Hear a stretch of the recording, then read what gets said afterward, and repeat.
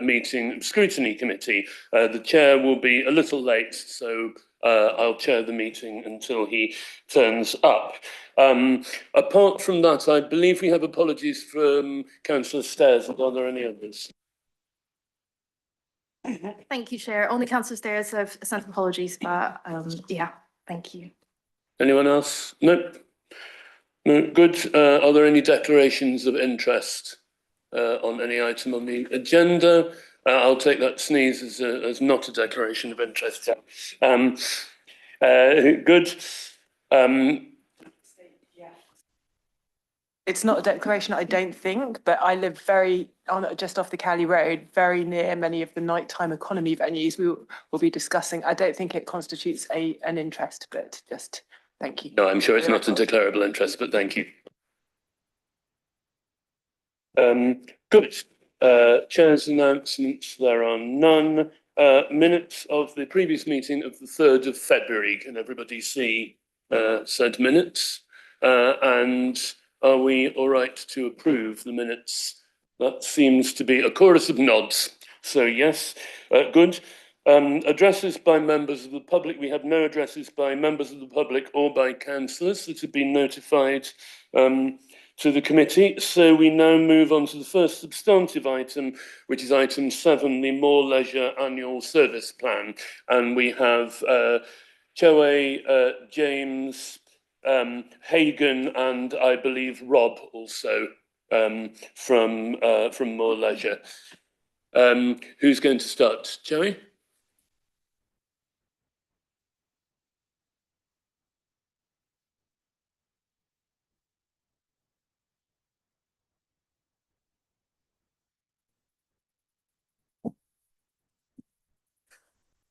Thank you, Chair. When we signed the leisure contract in 2023, we committed to providing Cabinet with an annual opportunity to review performance and the business plan for the year ahead. This report, therefore, highlights the strong progress made in the second year of Oxford Leisure contract with More Leisure and sets out priorities for the 2026-2027 annual service plan. Overall performance has exceeded expectation.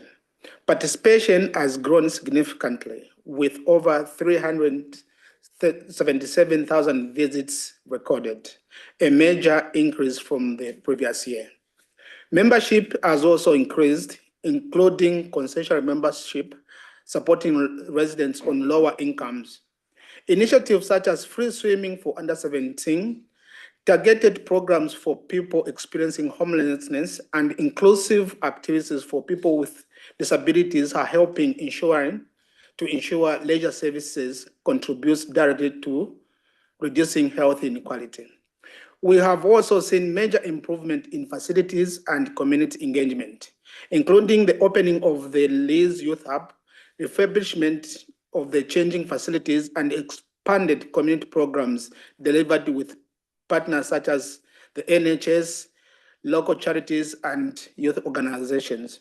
These initiatives position leisure centers not just as sports facilities, but as important hub for health, well-being, and community development.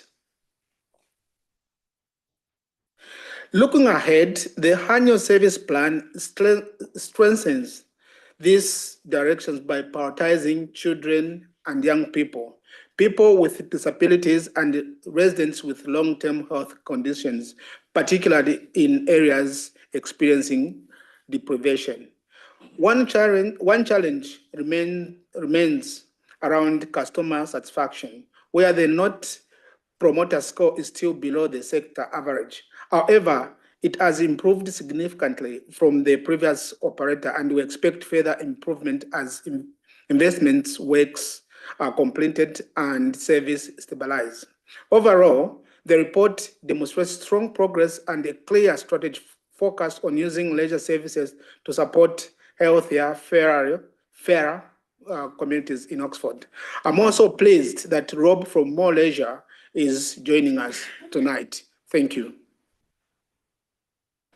Thank you, Choe. Do officers have any points to add?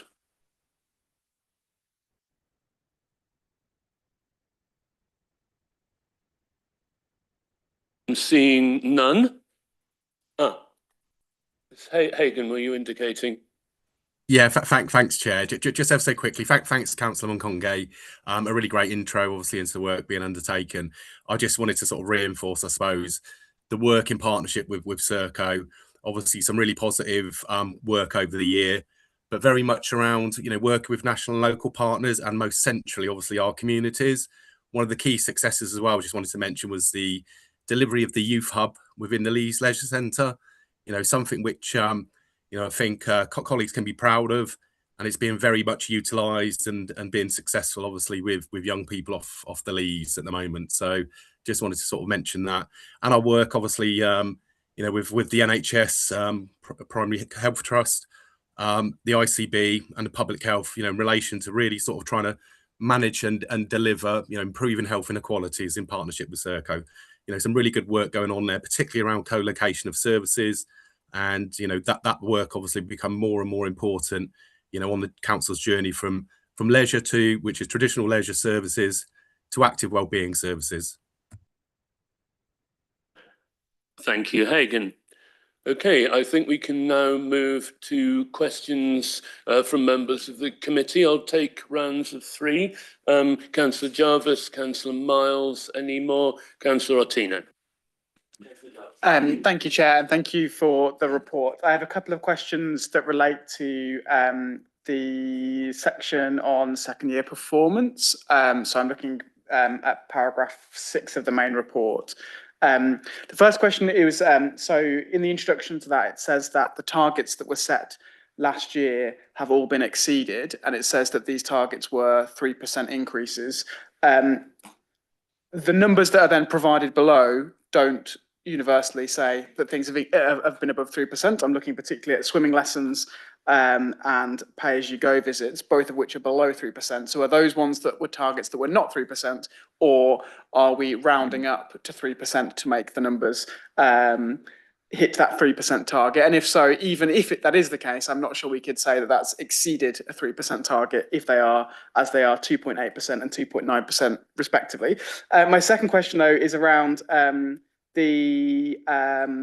the figure that's in there for the number of recorded visits.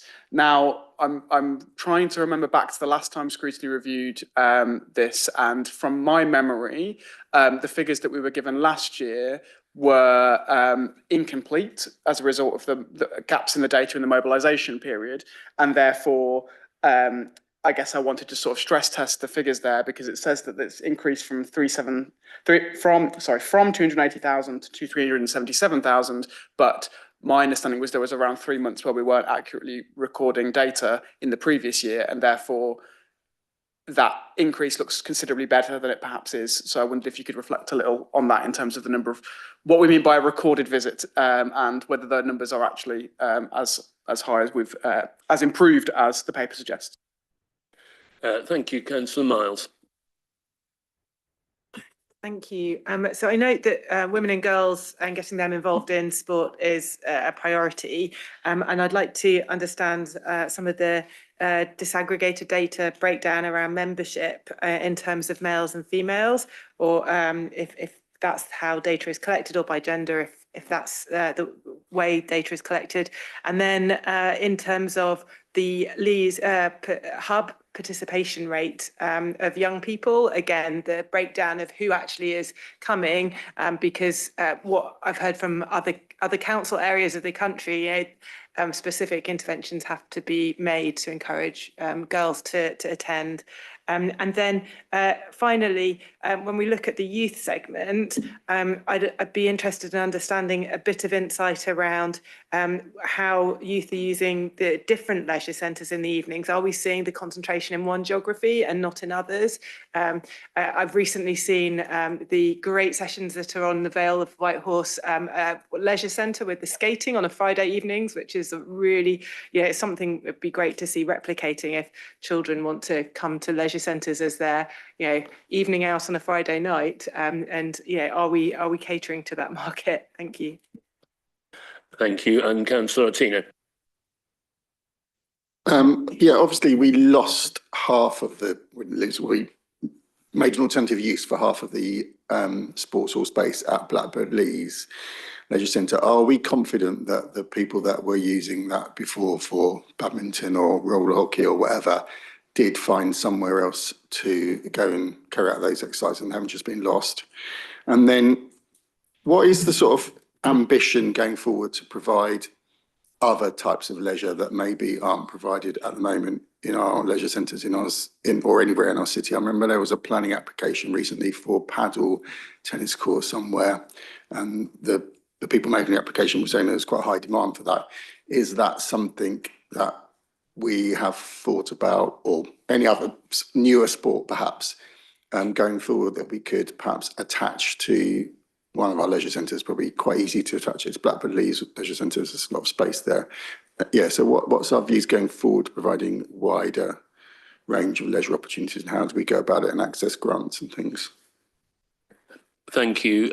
Joey.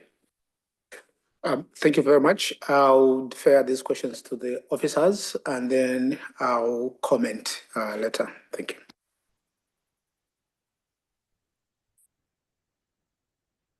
James, you wanted to come in?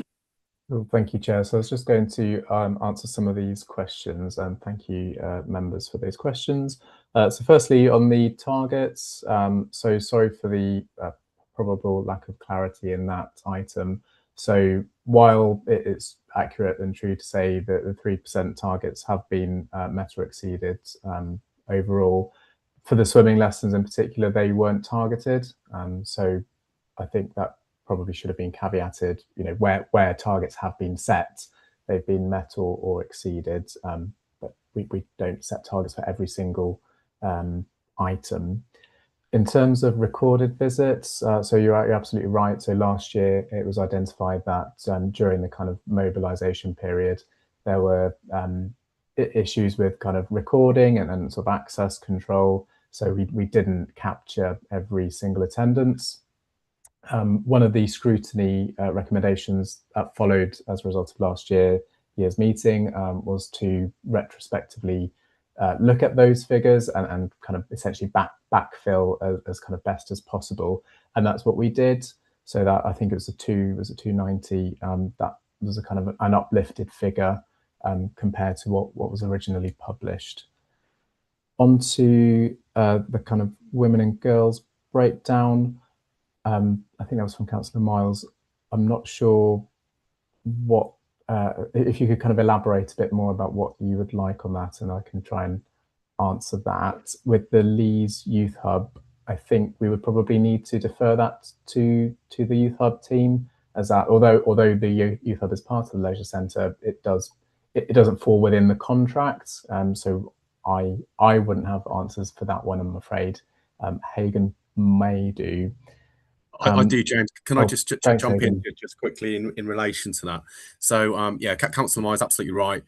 Yeah, different interventions needed. So we do have within the Leys Youth Hub specific sessions that target women and girls within that. So so they are very successful. We've just you know, delivered you know, sessions which are sort of like reaching 30 young girls and women, and on average, and also just so this is obviously in another centre, but at East Oxford Community Centre. So just relaunched our you know, girls sessions there as an outreach item as well, which similarly sort of like averages sort of between 20 to 25 young girls and women within that. But yeah, but very much targeted and listening to the feedback from girls and women in relation to the sessions and type of activities that we're putting on as well. So it is very you know, it's very planned in relation to that. Thank you, Hagan. I think if I'm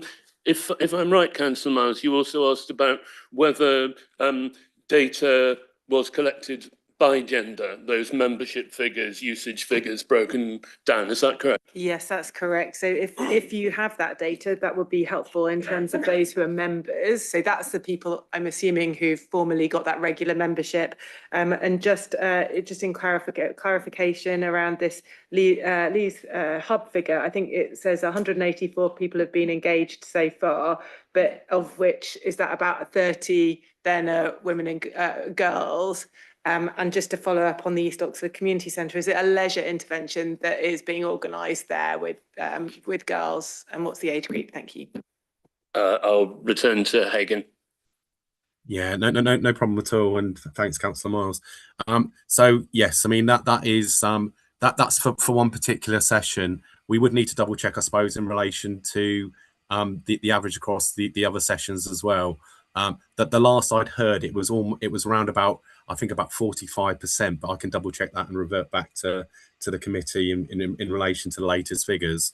In relation to East Oxford Community Centre, that's our Youth Ambition sessions. So not within a leisure centre, but part of Youth Ambition rather than leisure. But we interlink. So what is something we've been working on really hard, particularly with the Leeds Youth Hub, is making sure that we've got cross-fertilization of activities. So making sure that that there are opportunities for both ways, making women and young girls, those who attend sessions link into the leisure centres, but similarly the other way around. So within leisure centres, making sure that the conversations are happening which defer women and young girls into our youth operated schemes such as the Youth Hub or East Oxford Community Centre. So there's a two-way flow of participation there. I think Rob would be able to come back in relation to general usage data in relation to the split of that and memberships. Thank you, Hagan. Rob, do you have that data?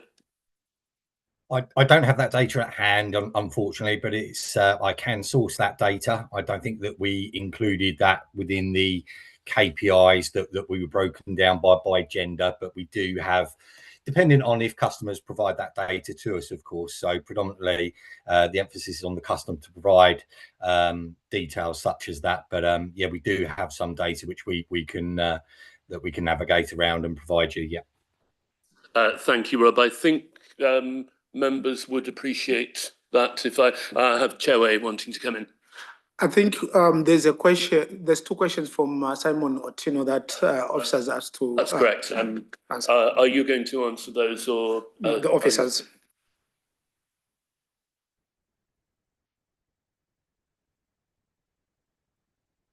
Sorry, I have James to come in on that. Thank you, Chair. So on the kind of Leeds Sports Hall, yeah, as Councillor Otino said, we did convert half of the space, which was underutilised mostly during the daytime, to have the soft play and active zone. And in terms of displacing users, so Rob and the team and Richard, the centre manager, worked really hard to kind of reorganise the timetable and make sure no one was kind of losing out. We have unfortunately not quite managed to relocate everybody, and there's one group that we're still working on. But apart from that, everyone's kind of found a space that works for them. In terms of other types of leisure, I think that's probably best answered by Hagan. Hagan. Thanks, Chair. Yeah, I mean, it's a great question by Councillor Otino, and something that's really, really important, obviously, as we try and move people who may not have been inactive, just the nudge, to get people interested in, what we call as, physical activity. There's a great example of this at the Leeds Leisure Centre. So we've, in partnership with Active Oxfordshire and community groups such as Oxford Community Action, we've delivered the play corridor outside.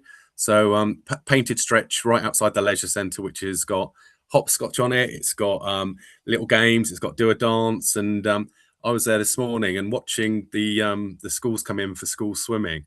It was great just to see every single class, do something on that piece of painted land. Very little cost, but actually great impact. So it is an important thing. I mean, so we will continue to work on that. Obviously, within Leeds, we've done a lot of consultation, with young people. The climbing walls delivered, which was non-traditional, the play area and tag active as well. Also things, I suppose, like outside that, and Councillor Otino mentioned paddle. So we are working with, with tennis providers about the opportunities to try and deliver funded activities around paddle tennis within our tennis court portfolio. So there are opportunities to that. I mean, that's still work to be seen through or to be fully funded. But these are things that, you know, we are sort of taking seriously, and obviously try, you know, ensuring that we're doing the, you know, the right amount of feasibility to look at whether we can, you know, deliver this in partnership or external funding. So talking to a lot of groups, including the Lawn Tennis Association and also Sport England, about sort of trying to make some of that a reality.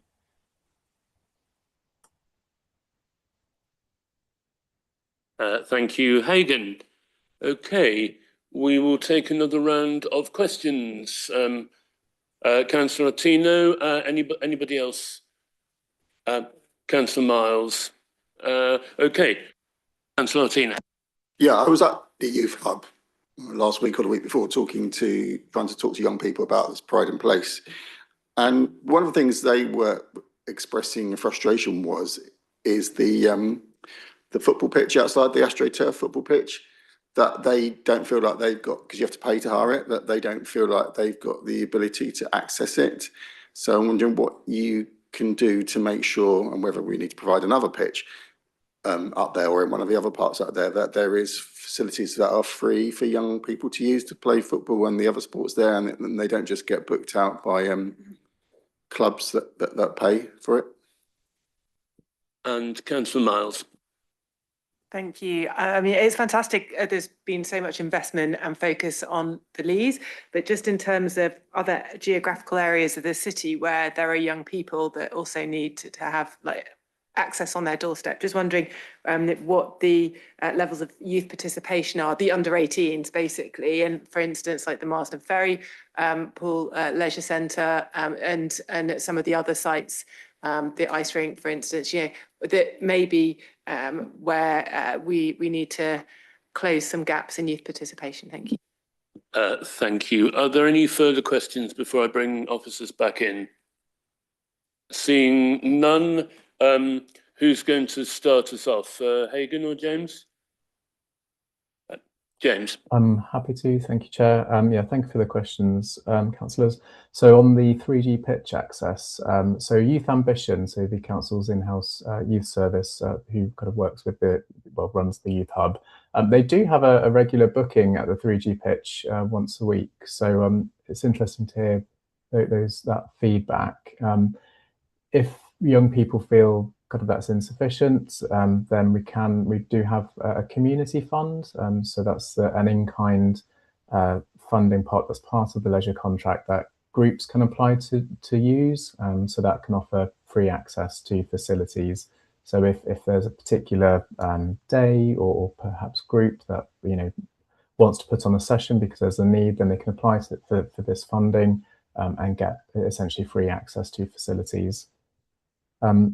On Councillor Miles' question on the other areas, kind of, I guess, other geographies, so it's always worth highlighting the free under-17 swimming offer that we have, which is a really great scheme actually, and a lot of areas don't have anything near as wide encompassing as we do in Oxford.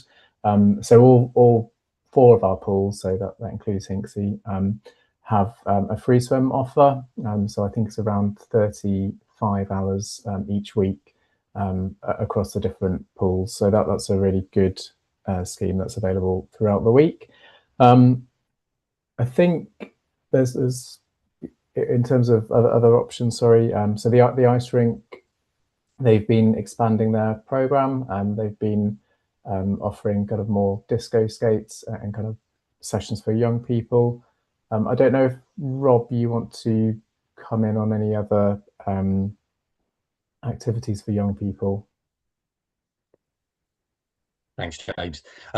I think you've covered the majority. I mean, we have seen a 69% increase in under 18s in terms of active across all of the leisure facilities, which I think shows significant growth and a tribute to some of the programming that the general managers have undertaken to make sure that it is available for under 17s. But yeah, you know, under 17 free swims, as you said. We've got the active zone at Lees, which has shown considerable growth in terms of sort of under 11s and under 5 activities, and at the ice rink as well, we've got family inclusive sessions as well available, but happy to always explore different opportunities around those 2 sites mentioned for the future. Thank you, Rob. Good. do we have any further? And Chewe would like to come in. Yes, Chair, probably just to add to what the officers have already said is the big open weekends. We see activities around all areas of Oxford, all our leisure centres being filled with families all for free. And I would probably encourage Rob to be open up these big weekends, because obviously it's part of marketing, but also gives an opportunity for people who are on, struggling on benefits or everything to come, and it's all in Oxford, not only Blackbird's Lace. So that's quite a good thing. One thing I should mention, and also probably this Rob will take into account, is we've got a very good concession in Oxford, and that is quite a very, very, very good thing. And I would like that to continue, because we provide opportunities for families wherever they live in Oxford to participate in our leisure centres. Thank you. Thank you, Chewe. Are there any further questions or any follow-ups from members? No, seeing none. Good. I think we move on to recommendations, and I think Councillor Miles has already formulated one, which is that a request for more leisure to provide the committee with detailed KPI outcomes broken down by gender, and I think I hear that was accepted. Is that right? I see a nod from Rob there. Are there any further recommendations, Catherine? Thank you. I think it would be useful to get a breakdown also by the youth participation by the geographic venues to see where there are challenges in getting youth participation. I recognise that in certain areas of the city, the demographics are different. And so, yeah, data does need to be put into that context, but it would be useful to understand where perhaps there are gaps in, you mentioned these different segments around the under 5s, under 11s, or the 12 to 18 age group, and whether there's some specific interventions that are needed in a particular geography to address that sub-market segment. Because I think, encouraging children to play, using these at our leisure facilities is something that is a priority for us. But we need to know which segment is being underrepresented, and we can't do that without data. So I encourage that recommendation. Thank you. That sounds reasonable. Are all members of the committee happy with that? Seeing nods, good. We'll put that down as a second recommendation, if I may. Celeste, any further recommendations from members? Simon. I'd sort of like perhaps a clearer vision about how we're going to go forward to expand the range of leisure activities available, maybe at these centres, but also in our parks. Some of the sports that young people all sorts of people might like doing that aren't the traditional ones. So a more of a proactive plan, how we're going to chase after grants and find groups that might run these places to so that we've got a much wider provision of activities at those centres, but also in other parks and things like that. Does that make sense? So I think you're asking, you're recommending that as part of the service plan, the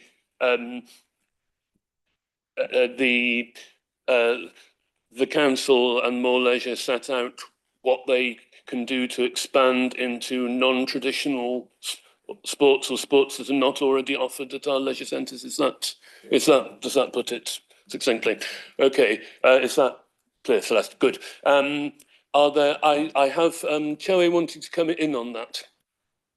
Sure. I probably just wanted the comment from officers here, because there are two things, and I'm the cabinet member for both. So we have got recommendations for the sports in the community, our leisure centres. That is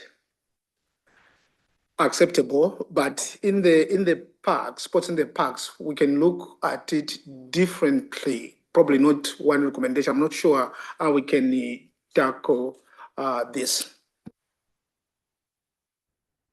Thank you. Do officers have any anything to add to that?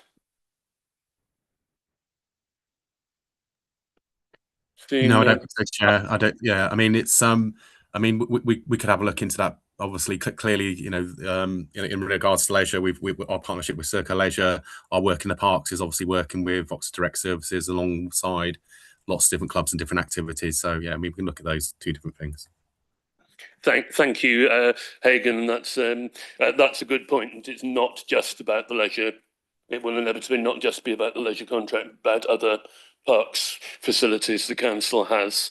Good. That being said, are other members of the committee happy to accept the recommendation?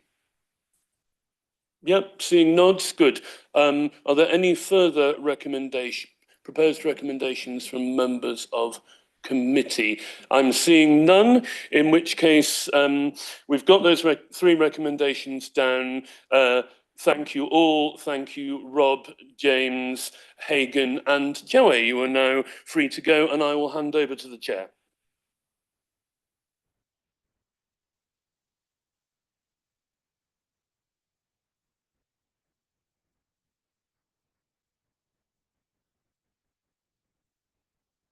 Thank you very much, everyone. Apologies, I hold the British public transport system entirely accountable for my lateness.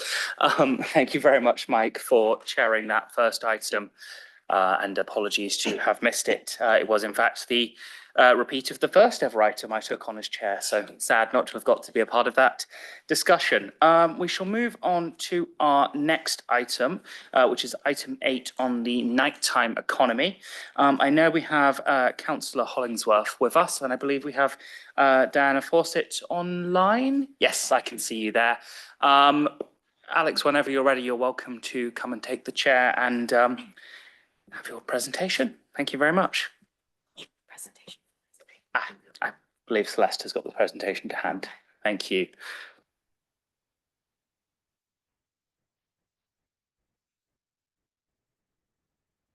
Apologies, you were battling with British Transport. I'm battling with British Telecoms and their ability to cut us all off from more or less everything permanently. I've had a brief conversation with Di before we started. What we've agreed is I will do a brief presentation, introduction rather. She will do the actual presentation using these slides, which are in your set of documents, I hope. And then questions we'll field collectively, however you want to play it. So in terms of brief introduction, I think probably the key thing I wanted to emphasise, and I'm sure this will come over, is there are quite a lot of facilitating things that a local authority, and Oxford City Council being one of those, can and should be doing. I always think that there is an important lesson to bear in mind, that trying to take over the running of something like the nighttime economy is never going to end well, because local authorities are never going to be effective at it. But our job is to identify where there are genuine things that we can do to facilitate it, to identify problems, to try and fix those problems. So basically trying to make the pipeline function so that the real people who drive a nighttime economy, the businesses, the organisations, the individuals, the arts organisations, whatever it is, can do their job as easily as possible. And their creativity is what matters, whether they're an arts one, music or food or just a good night out. And it's our job to make it as easy as possible. So identifying the problems, I hope that you'll see that we've identified quite a lot of those and sought ways to fix them. And if there are others, then I think that would make for very good questioning. But that's what I see our role as here, as an organisation. I hope that you'll get a good presentation and have lots of interesting questions. That is more than enough for me. Over to Di.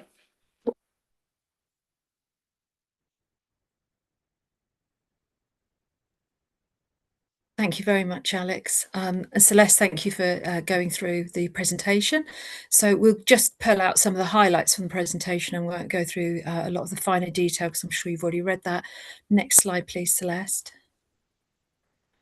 So why was the Nighttime Economy Review meeting originally set up? There were a number of actions within the City Centre Action Plan that talked about nighttime economy, from encouraging overnight visitor stays. We have a very low percentage of overnight visitor stays at the moment, but also about enhancing public spaces to make them more inviting during the evening for our residents, getting the mix right, making sure we've got the right range of activities and services in the city centre.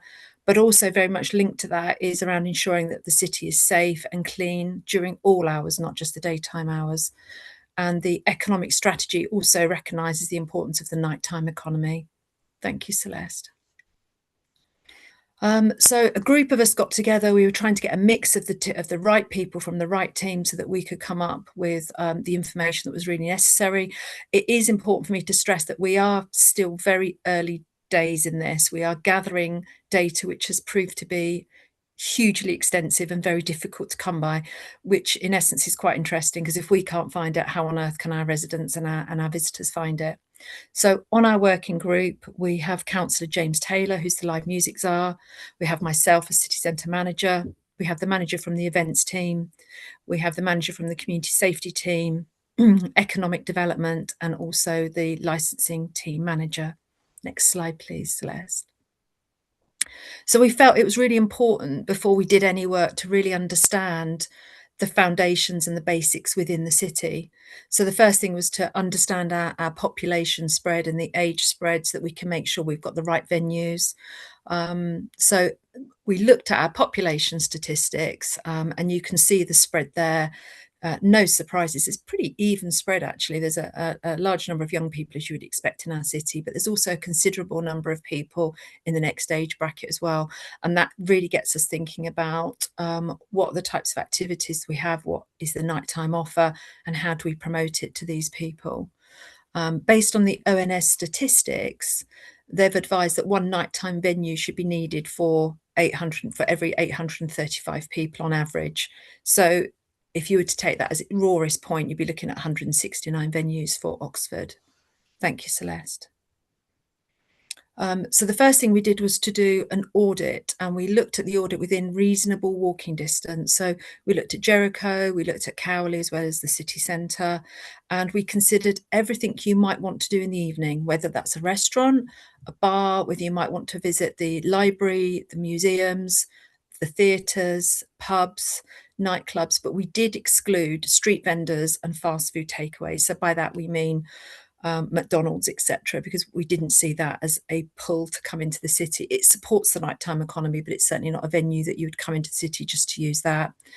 And we were really keen to understand sort of two nighttime periods. One, the peak time around 8 o'clock, but also what is open late night into the evening, what's open post 11, so that we can really get an understanding about what is available in our city.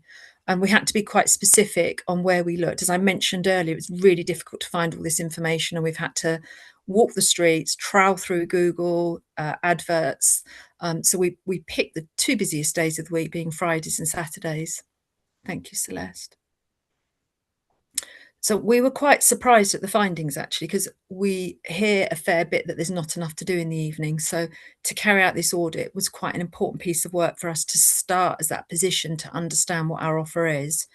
And at 8 p.m, there are 244 venues open within the city centre, Jericho and Cowley Road within walking distance, as I mentioned earlier, excluding fast food takeaways.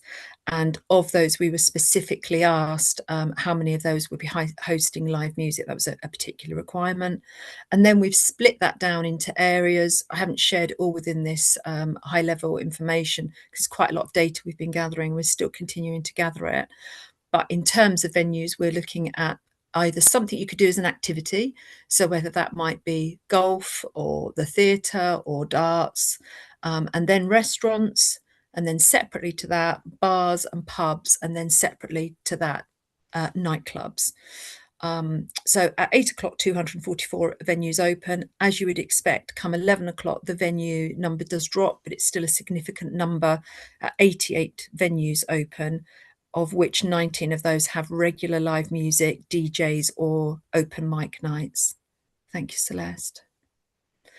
So what we've done is we've looked internationally at how international cities are supporting their nighttime economy.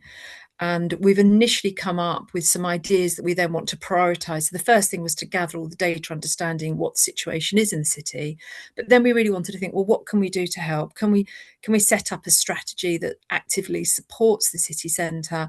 We've looked at Paris, Amsterdam, Sydney, we've looked at Manchester and Liverpool. And these were the things that we felt were gaps within our current offer within the city in terms of what we're not doing. So we felt that it was really important to actually promote what we do have, because currently there isn't one place where all that promotion takes place. And then you have to really think about the different groups. The students will want to do something very different to the visitors, who might or might not wish to do something very different for the residents. And we felt it was really important to recognise those three groups. We want to look collectively at developing policies that support and encourage nighttime activity. So reviewing our licensing, where are the inhibitors? What makes it difficult for people to be able to open up a nighttime venue? We'd like to look at increasing outdoor dining, having retail running into the evening, and family-friendly activation. It isn't just about nightclubs, pubs, it's also about all those things that make a city active in the evening. So are there libraries open? Are there museums? Can children come in early evening and continue to do things? We'd like to be an advocate for good public facilities. We recognise that we're not the county, but we would like to be a voice for good public facilities, particularly around issues with staffing. If staff are finishing very late at night, how do they safely get home? We'd also like to look at annual late night events. So we've already started speaking to GLAM, who'd be really interested in doing a museum open night once or twice a year. And then we could do that right across the city and have a number of libraries open, etc. So quite excited about that one. We'd also like to support the delivery of the lighting strategy that the Central Oxfordshire Movement Place Framework, otherwise known as COMF, has prepared. And we'd like to find easy and fast and simple processes for businesses to be able to function. We're also looking to establish a live music task force to ensure that Oxford creates a thriving live music sector into the future. We also want to make it easier for live music, cinema and other temporary programmes to take place in the public spaces and the parks across the city. And we really want to look at all those underutilised spaces in the city and think about how we can make them much more activated. Thank you, Celeste. So as I said, this is very early days for us, but the first thing that we really think is a quick win for us is to plan a promotional suite of materials. You may recall that I mentioned those three different groups, and it's thinking about what would the promotional suite look like for each of those areas. We would like to engage with event promoters. So there are a number of people promoting things across the city, but there's not a coordinated approach and it's quite random at the moment. It has taken us months and months and months to find out what's going on at every venue, what time it is, how regular it is, and what that looks like. We understand the limitations of AI, but we don't have the staff resources every month to look at what's going on at nearly 300 venues. So we'll be looking in a control capacity at how we can use AI safely with doing relevant spot checks. And the next thing we'd like to do is to agree all the actions that I mentioned earlier in priority order. Next slide, please. That's just an example actually as of a potential of the suite of materials. So this is much more aimed at the residents and the visitors. It wouldn't really appeal to the students. So it's about picking out those things and having that range of materials to make people aware about exactly what we do have on offer in the city at the moment. Thank you, Celeste. And that's it from me. Thank you, Chair. Thank you very much. Thank you, Alexander, and really interesting. So we'll go for a round of questions. I can see Councillor Rotino, Councillor Jarvis and Councillor Miles. We'll go for 3 and then go to answers. Councillor Rotino, you may go. I suppose I just want to question your focus on the city centre, which is on the far western side of our city. I think geographically, city centre is probably about Cowley Marsh. Yeah, are we missing opportunities around Cowley Centre? For example, I mean, like, I know that just over the board. There's quite a lot of good things at Tap Social, which is on an industrial estate just by Botley. Are we missing opportunities, things like that? I think there's 2 derelict pubs, the Bullnose Morris and the Nelson, that we're probably the freeholder of. Could we be trying to work with the leaseholders to get things going there? Definitely a lot more around Cowley Centre, I think. The Cowley Workers Social Club, I think, is putting things on, but I think that is an area of the city that really needs investment in. So in terms of, there are buses to the city centre, but apart from that, it's a long way from where a lot of people live, and we should be looking at other opportunities. So encourage you to do that and think about industrial estates and places like that where there potentially are buildings that could be used for this sort of thing. Thank you very much, Councillor Ottino. Councillor Jarvis? Thanks, Chair. I've got quite a lot of questions, so if you think I've done too much, then just interject and I'll Okay. stop. Yeah, we'll take them in two tranches, maybe. That's grand. I have I guess I've got a series of, most of my questions are going to be on live music, but I have a series of sort of questions that are about the understanding the figures in the presentation. So the figures that were given for the number of venues that are hosting live music, I think it was 25 at 8 p.m. and 19 or something after 11. What proportion of those do we understand to be doing having a regular live music offer, and what do we mean by regular? Because I think there's obviously, in terms of the overall offer of the city, there's a difference between, say, a theatre, which may be twice a month has a big touring band on, or like a pub that will have a weekly open mic night, to a live music venue that's got a full programme, and it would be good to get a sense of that.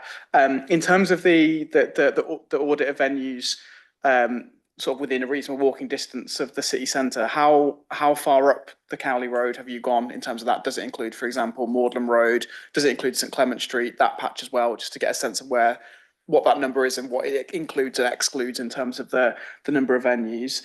And then I have a question about, in terms of the ONS recommendation about number of venues. It was interesting because, to me, the number of venues surely is important, but also the capacity of those venues is also presumably substantially more important, because the amount of space you have in your venues presumably is equally important. So it'd be good to get some reflections on that. I'll maybe pause there and come back, because that's quite a lot, and then come back in the next round again. Yeah, that sounds good. We'll go for a round of answers at that now. Thank you. So I'm going to defer the detailed ones about the data over to Di, so she's got a chance to collect that, because she's the one who's done the work on that. I wanted to pick up a couple of the broader points and then for her to follow on. So on Councillor Ottino's points, the issues about the boundaries. This is a first step project, and you are quite right that using the city's boundaries when Tap Social and sites off it, and indeed Kidlington, if we're going the other way, have venues, have places, have things that happen in them. And yes, we're going to need to move on to reflect on those if we're looking at drawing people from outside the city more broadly, but also people within the city. We want them to travel from one side of it to the other and go and check out what is happening in a place that's not near their home. So I think you're right to raise that issue. What I did want to say, though, is, as Di said in her presentation, we are operating under very limited resources, and limited resources therefore means we've got to be thoughtful about our capacity. It's one of those classic local government things, is to spend a large chunk of money once on something and then not be able to sustain it. And I'm much more interested in something which is built up slowly and is sustainable. So identifying some of the issues that are arising from this geography and then expanding it, I think seems to me an appropriate way to be going forward. And that also flags into issues and the kinds of, well, you can see from the what can we do to help slide. I don't know what page number it is, so I had to hold it up. If you take that and then take the inclusion of, say, I don't know, Bullnose Morris or the Nelson, and Nelson might be being demolished, but Bullnose Morris, We do own the freehold, but there is a leaseholder who's been sitting on it and using it as a car park for quite successfully for quite some time. That then is quite a detailed thing which the property function of the council could potentially address, but it's a very specific element. Whereas what we could be talking about on, say, looking at promotion or information and so on is a slightly different project. So I think what I want to do is identify specific things and then work out how to take them forward and what the capacity is for that, rather than identify a massive shopping list and not be able to take them all forward. But you're right, there are potential opportunities, Paul knows Morris for one, being an obvious one, to take that forward. On the capacity of venues question, I think that's a really critical one, because anyone who's followed live music in this city for decades knows we've always had an issue that we have a gap in our capacity. And yes, the market has changed, as in the financial model for touring music or theatre and things like that has changed significantly over 20 years, well, 5 years it feels like. So maybe the answer is slightly different, but we do have a capacity issue. And I was sort of trying to think of a good example of that. So in my ward, the Harcourt Arms has quite a lot of music events. One of them, the Hip Shaking, which is basically DJ, very, very good monthly event, is become so popular that's it. It's not gonna. It's had the last one, I think, simply because it is now too popular. It's not physically possible to get everybody in to so it needs to be able to move up to a larger venue, but a larger venue that works in the same way. It's not just physically bigger, but has the right connections. Maybe one of the pubs that Councillor Tino mentioned would be appropriate for that. But it's trying to get that balance so that if we have a very good grassroots, which we might have, and a quite top end, what about that middle bit, which has always been the slightly problematic element? So really good questions. I will now go over to Di, who will answer why we're using that geography, what the numbers actually mean, and whether we're picking up the venue size in the numbers. Sorry, you're on mute if you were. Yes, thank you. Thank you, Councillor Hollingsworth. So I think to answer Councillor Jarvis' questions, capacity of venues, I absolutely agree, it is important. It's not a piece of work we've done yet, but we'll certainly add that onto the list. That's not an issue at all. There was a question about what do we classify as regular live music. That's actually been quite challenging for us because it's been really difficult trying to find venue. Not even every venue announces what they have on social media. So trying to track down who's doing what where has been phenomenally challenging, which you think is quite bizarre because you think a business would want to be out there telling people what they're doing. But to directly answer your question, the regular live music for us is a minimum of once a month. We have not included theatres in that. So theatres are completely separate. We haven't classified them as live music. We've classified them as an activity that you may want to do. So those live music that we've spoken about are purely in pubs and bars and nightclubs. They're not in theatres. In terms of the geography, yes, when we say Cowley Road, we use that quite loosely. It has included those side streets that you've mentioned. We haven't gone over to Botley Road because we felt we had to, as Councillor Hollingsworth has said, we had to start somewhere with the geography, but that's not to say that we shouldn't do that. And we do feel that the work that we're doing in this immediately concentrated area could then benefit the rest of the nighttime economy across the city. I think that's everything that I've answered, but correct me if I'm wrong. Everything covered? Yeah, thank you very much. In that case, we'll go for another round of questions. I'm going to come to Councillor Miles and I'll come back to you, Councillor Child. Okay, thank you. So just in terms of definition of the nighttime economy, have you got a definition here? Because I'm hearing a strong focus on live music from maybe the political perspective, but from the officer perspective, it's a bit more of a holistic definition. So just wanting to just clarify that. On the WHO, again, it's this distinction between some of the data that is shared around this adult focus, but then the language that's being used around encouraging families and children, and particularly, you know, the under 18s who could independently go to events. So who and how are you defining the target audience and the segments? And then on the what, beyond live music, is that part of the definition? One thing I guess just to note is I understand that any licensed premise does have some within their licensing conditions are allowed to have some music within that. So it's, you know, to what extent are you then using that to guide how you're defining who has live music versus who doesn't? And then how are you defining or looking at the impacts of this nighttime economy on residents? Because some of these areas are actually residential areas, and they, living very near some of these nighttime premises, I know firsthand that if they don't have adequate noise insulation, for instance, that it doesn't mean you don't support the nighttime economy, but you don't want to be listening to it in your bedroom at night. So how are you involving environmental health in this and ensuring that they're not negative community impacts as a result of this strategic focus? Thank you. Thank you. House Travis, how many do you have more? 3, I think. Do you feel comfortable with 3 more, or would you like to go for a round of answers now? Exactly. That's mainly a question for Di. Would you be happy to take more now, or would you rather go through answers first? Could I just go through the answers first, Chair, if that's okay? Please do go ahead. Lovely, thank you. And thank you, Councillor Miles, some really good questions there.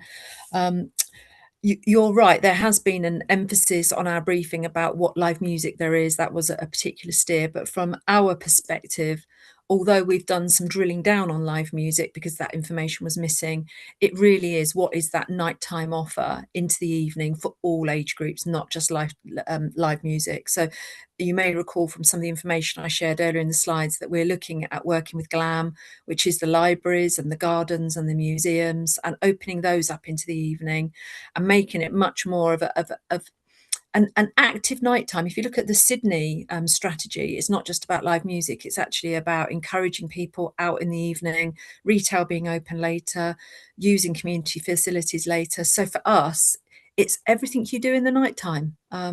It's not just limited to live music, but thank you for that point. You raised a point about how do we encourage under 18s. That's one of the pieces of work that we'll be looking at next. How do we start to get involved in all these different segments, whether it's a under 18, whether it's a local resident, whether it's a tourist, whether it's a hotel. How do we get that promotional suite out there? We've already got extremely good links in with our colleges, so that's useful for students. We've got some good community officers that work in our local community, so we'll be using them as an outlet to help share this information. So that'll be the next piece of work, looking at how we can integrate into all those segments.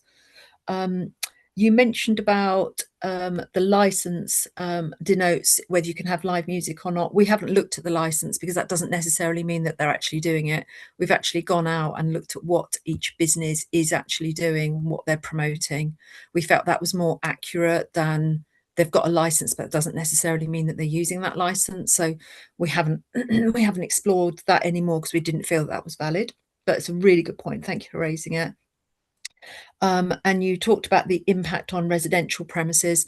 I think it's a really important point. It's not one that we've branched into yet. The scope of this work is already quite big. Whether we start getting involved in environmental health issues regarding existing businesses, I'm not sure that's part of our current remit. But that's not to say that if we don't start encouraging more venues to open up, that we shouldn't actively, excuse me, actively consider the impact on those residential areas. That's really important. I hope that answers all your questions, Councillor Miles. Thank you. Yeah, Councillor Hollingsworth? Yeah, just picking up on a couple of those. Yes, there have been some questions about live music, and that was one of the original things that Scrutiny discussed. But this is far, far broader than that. I was trying to think of a good layman's terms way of describing it. And I would say what we want is for people who live in and around the city of Oxford and people who are visiting it to not be sitting at home looking at screens. We want them to be out talking to each other, enjoying each other's company, whether it's art of any form at all, whether it's live music or it's live theatre or it's somebody juggling in the street. I don't like that at all, by the way, so, but you know, that wouldn't be me. But just something which is about community interaction with each other, whether they are visitors or whether they are residents. That is what this is about. Many places are better at having that nighttime economy where it's normal to go out. There have been many times, and all of us will know, either in Oxford in previous times or other places we've been or lived, that sort of sense that, you know, there's a change of population. You get to 6 o'clock and some groups of people go home and never come out. Other people come out and, you know, there's a gap between them. And that is not what we're after here. What we want is something where people, whether it's a family with children, they go to the street restaurant and they enjoy a meal, and then, you know, they watch some entertainment or something like that, and that's staying out late, looking at what's going on in life, those kinds of things. And maybe as those kids become a bit older and they're teenagers, they can go along. There are some venues they can't go into because they're not 18, but there are plenty of venues they can go into and do go into. And it's that engagement which is absolutely critical. I think I would emphasize that in getting into sort of environmental health issues is definitely where we don't want to be on this. If there is an existing business which is not doing its sound control properly, then we've got a perfectly good system for dealing with them and telling them off and making them approve, and all of us will know that. But yeah, I think this is much more about people rather than noise. Thank you very much. Councillor Jarvis. Thank you. Apologies, I've got a few more than 3 in the end, but I will. But it's possible that Councillor Hollingsworth, you'll tell me that it's not within the scope of this, but I'll ask them anyway. If it's not relevant, we can chat maybe afterwards. Just on I guess on that point that you've made there about the demographics of people that are engaging in the nighttime economy. And apologies to Catherine Miles, I'm going to bring in live music again. I think a lot of the time, obviously, the live music is a sort of sector which is, its commercial viability is quite often leveraged on alcohol sales, and that obviously means that that there are certain demographics that may be less comfortable entering in spaces where live music is the offer. So I wondered whether there's anything as part of the piece of work on the live music task force about looking at what an inclusive live music offer would look like more broadly. Another question I had around the live music piece is, I think a lot of the time when we talk about the issues facing live music, we talk about venues, the risk to them, we talk about the economic conditions for musicians and so on. One of the things that I think is a missing piece of the puzzle is often the promoters, and by promoters I mean the people who are doing the booking of bands rather than the daily info or whatever, and the level of support that those individuals and groups and organizations get, you know, the people who are basically, you know, giving up their living room to have 3 bands from Europe sleep on their floor whilst they're putting on bands, and often on a voluntary basis, and whether there's something as part of this we can do to support the excellent grassroots promoters we have within the city.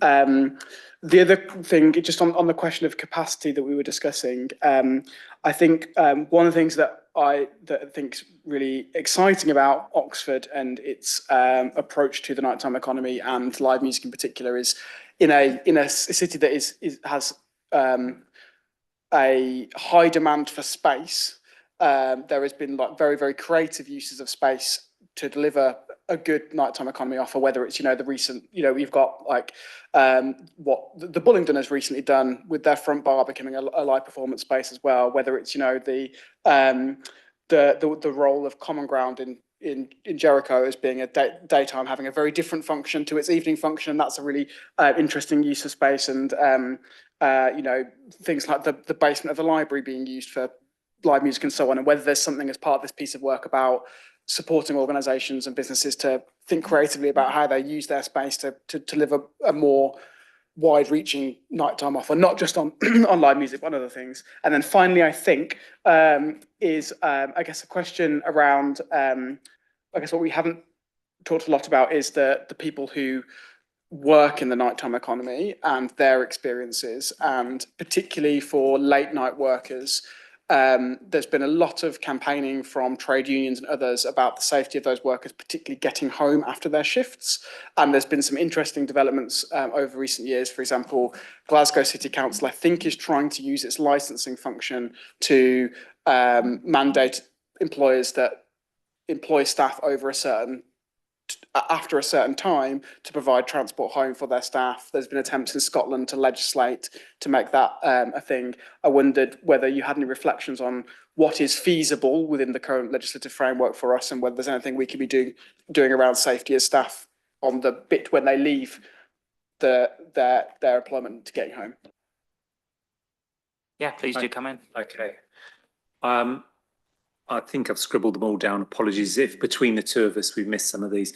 I think you make a very important point about what's the leverage tools to make a particular art form or a nighttime economy viable. If you're providing food, but that's to attract customers to sell them drink. I mean, that's the traditional big standing up pub trick.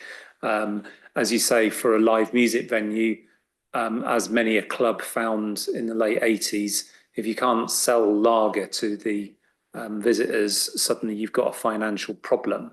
I think every business, every operator, every business operator, every promoter is well aware of what works on this, and that the markets have changed in terms of what they're prepared to do when they go out, and you can see that reflected in, say, ticket prices or the types of restaurants and the types of pubs that are on offer.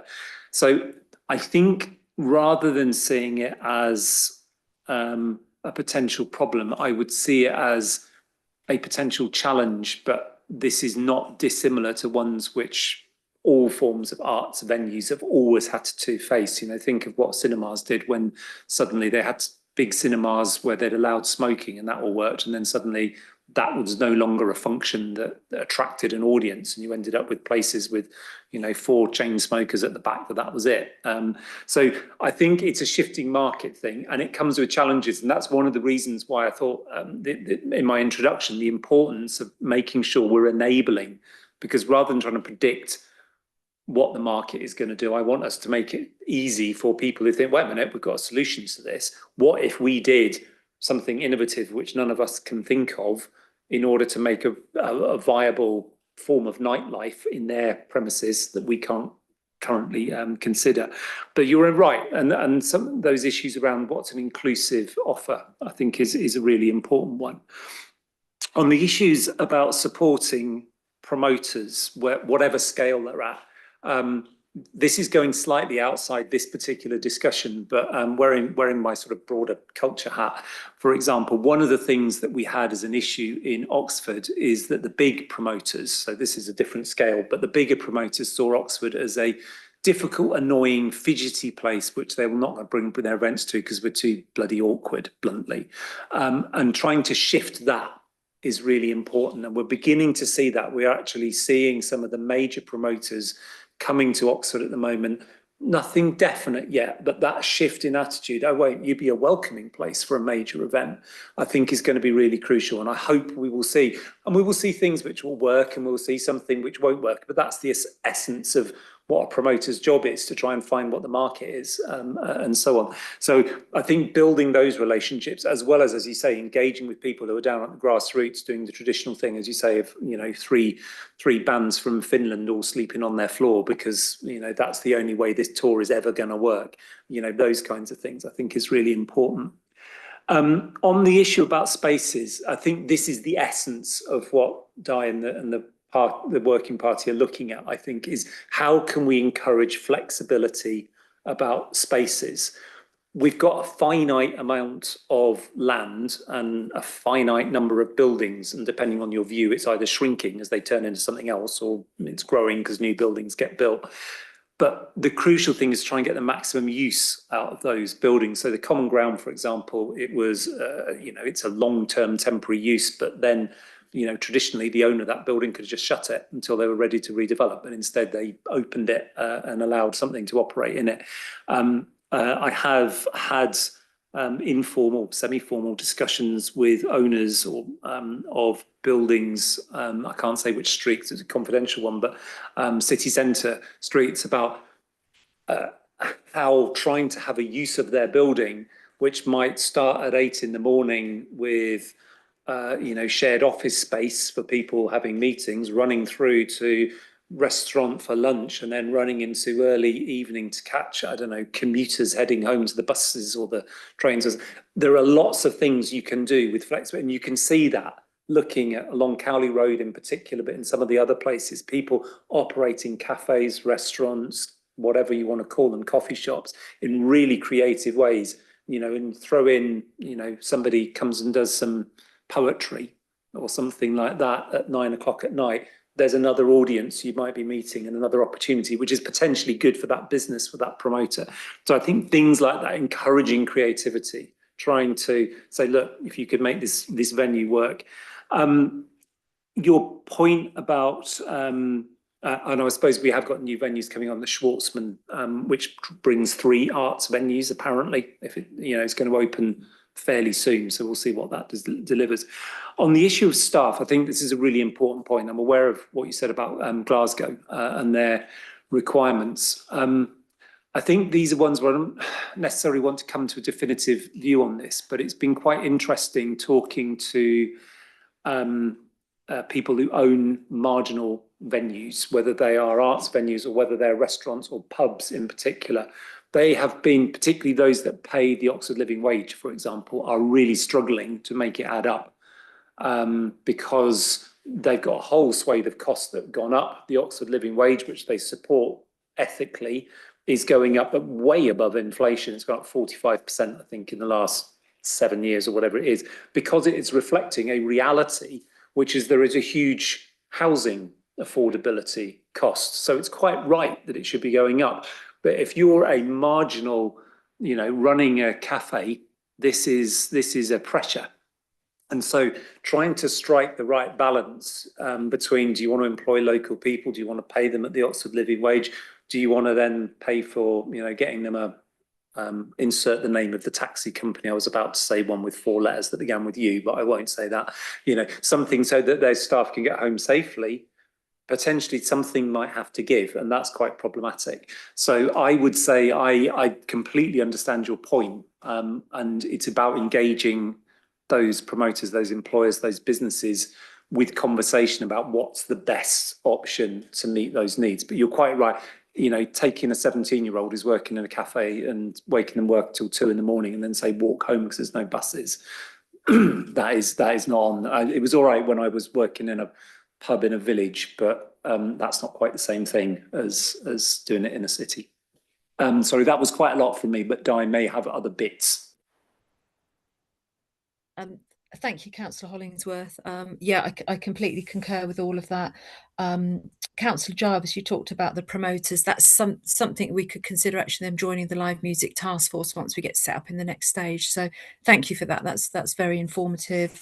And just to back up what Councillor Hollingsworth was saying about safety of the workers, we did do a small piece of work looking at what the police are already doing around late night working, and they're filling that gap quite nicely, actually. That's not to say that it's completely done and it's something we're looking at, but it's not a priority for us at the moment because the police are filling that gap. I think our key concern is how the workers are getting home and what public transport there is available for, whether it's late night working in retail or whether it's late night working in restaurants and nightclubs, and what exposure those people have got once they start to try and get home on public transport. Thank you. Thank you. I certainly have some questions, but does anyone else have any other questions first? Okay, I'll come to you after. Yeah. So I guess one question that strikes me, and I think this partially touches on something that Councillor Jarvis has already brought up, but it's about how the offering, particularly of the late night, so the post-11, is spread between the different components. So I'm sort of put in mind here, recently I was in Newcastle and walking around, there are just lots and lots of cafes and things like that that are open after 9, but even after 11. And it strikes me that off the top of my head, apart from G&Ds. I can't think of any late night venues in Oxford that are not predominantly alcohol focused in terms of their offering. So I guess, is there a piece of work there going on in terms of what is the orientation of those post-11 venues? Because I think there'd be really, really positive benefits to pushing on things like cafe opening that are not so driven by alcohol. And I guess linked to that, we also have other specific sectors within our late night offering. So I think of the fact that we have in the city a few LGBTIQA plus venues. How does that fit into the broader picture? Because I think there you might have different things that could be done around the promotion and accessibility, not least they're thinking of the role of Oxford in the centre of a county where people who might frequent such venues may actually want to come in from outside, and what's done around supporting that in terms of the infrastructure. I know this is going to be beyond the resource, but I think there's also something to be said there for how street scene intersects with late night offerings. So, you know, the fact that at the moment the public toilets that we run are closing at 5:30 in many places, I think does have a bearing on that sort of general sense of a late night offering. And I appreciate the budget's not there to solve it, but I think it's worth making as a comment either way. And I guess the one other thing I'm thinking is in Oxford, we obviously have quite a strong independent media. So I think of things like Ox in a Box.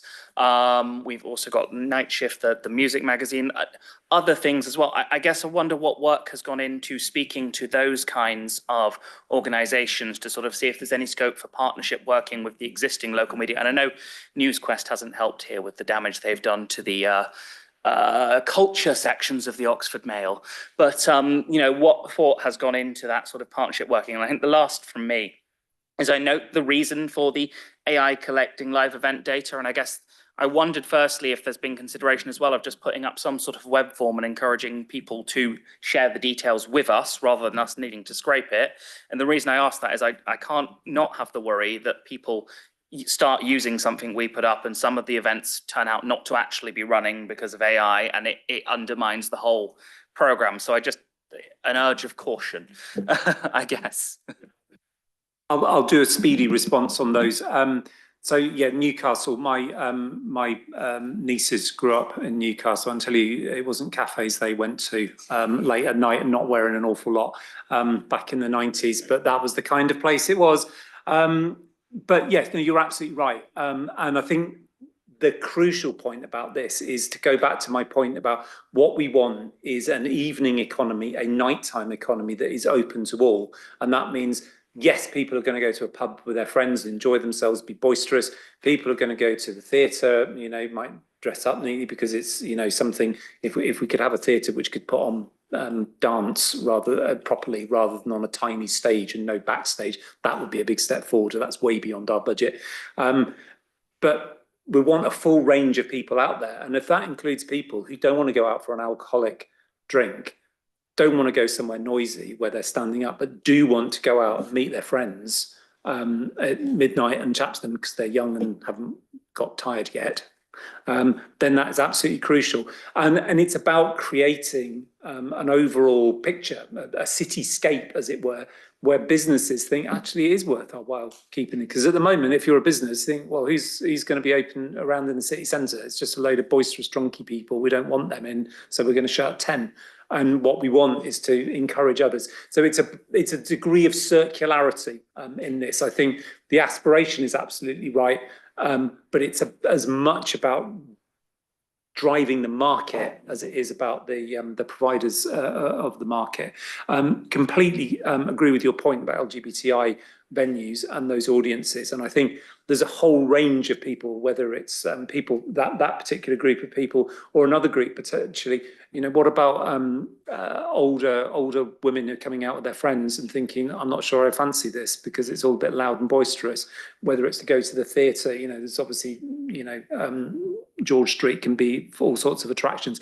Really important that the street as well as the venues appeal to the widest possible. We've talked about families, you know, the music venue people, and I'm looking maybe anyway, you know, are a group. They're just a group and they're potentially a minority. There's a whole load of minorities here, and it's really important that all of them feel welcome. On the street scene point and toilets, completely take the point, and that's exactly the kind of issue. Doesn't necessarily mean we're going to have the money to be able to do it, but identifying it is what is a reason why people don't feel comfortable coming into the city centre after exit hours or up the Cowley Road or whatever because of this. Because the only choice they've got is to go into a pub, which they don't want to go into, or a restaurant where they're not the customer. So how do we address that? So that is going to be an important point, but it's exactly the kind of thing we want to identify. On the media thing, I would say this, having been around long enough to remember the Oxford City Council phone app, which had a load of functions between A and L, and then didn't have anything after L, which was always baffling, and then eventually expired because the person who knew how to renew it had moved on, and that was that. My personal preference is we've got a really good media sector out there, whether it's NewsQuest or the many very good media, independent media operators. If we can do something which is a ball that starts rolling and they roll with it, that is what I would like. I very much dislike the idea of a city council list of events. What I would really like is a whole range of competing independent media operators at grassroots level or whatever level promoting them, but making sure they're collecting everything. So I think it's probably us flagging that there's a gap in the market. Please fill it on that. And you're right about the AI. Never trust the AI. It was very good at making stuff up. Thank you very much. Was there anything you wanted to add, Di? Were you happy with? No, that was really comprehensive. I think just a couple of bits. Thank you, Chair.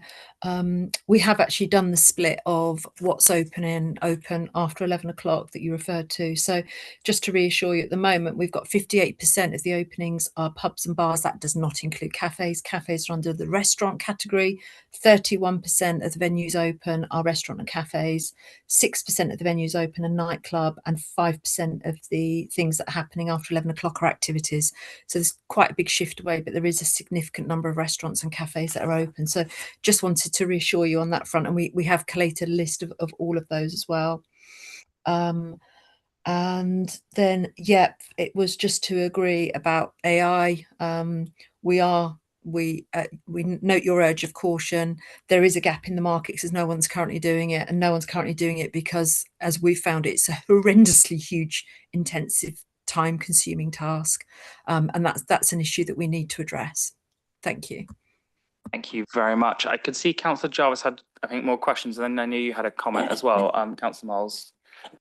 Sorry, last one, I think. Just a quick one, really, which is in terms of thinking about the city centre and walkable area. It strikes me that there are at least two indoor venues that we own, including the building that we are in, that has some element of a nighttime economy offer, and I'm thinking as well of East Oxford Community Centre when it's reopened. So I wonder what you see as the role of council-owned venues as part of that offer. They should be a key element. It's slightly outside the context of this, which is a much bigger thing. If one of the bullet points it arrives at is the city council is underutilising its venues, then that sounds fine to me. I know Councillor Miles, you wanted to add something.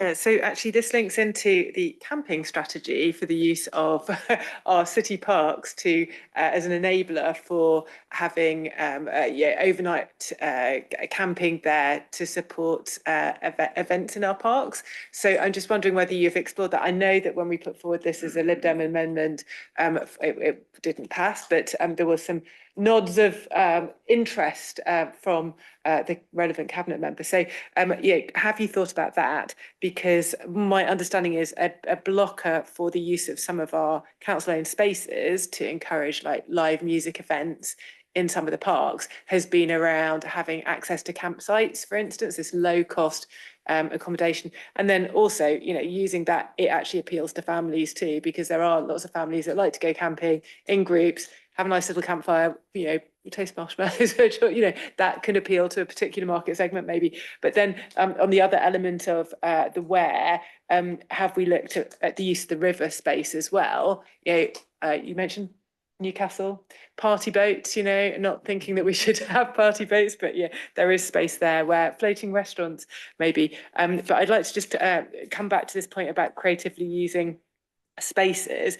And this sort of goes back to that point around noise impacts on the local community, because if you do creatively use space, what we see through some of the licensing meetings and that we've had with other hats on as councillors is that there can be impacts on residents. So yeah, how are you going to address that if you are trying to use spaces creatively, but where they don't necessarily have adequate noise insulation to ensure that they adhere to the required noise decibels? Because it's not that, I'm really supportive of live music. It's brilliant. You don't live next to some of the largest venues in the city without, thinking that they're a good thing. But at the same time, we've got to make sure they've got adequate sound insulation. So yeah, how will that be addressed? Thank you. Just before we go around, I'm going to see, are there any final things anyone wishes to raise before we'll move to recommendations afterwards? If not, please go. Yeah, I just wanted to say I'm going to answer these and I'm going to, I hope, leave time not able to answer them because they're really outside the remit of this particular piece of work. They're all interesting things, but they're part of a approach. So you probably what you want to do is summon me back and Paula Redway to talk about these. The camping venues, I think you're right. I mean, one of the potential audiences is exactly that. And you can go around the whole of Oxfordshire and there's lots of places which very successfully manage to have all sorts of theatre, performance, music, whatever it is, and that includes some camping. I would like to see a promoter. I certainly don't want to see the city council trying to run a campsite. I don't think we do it very well. But if a promoter wanted to do that on, say, Cutslow Park is the obvious one because of its size and because of its proximity to the railway station, then I think it'd be interesting to see how it worked. I certainly think you might want to, there may be some local objections, let's put it that way.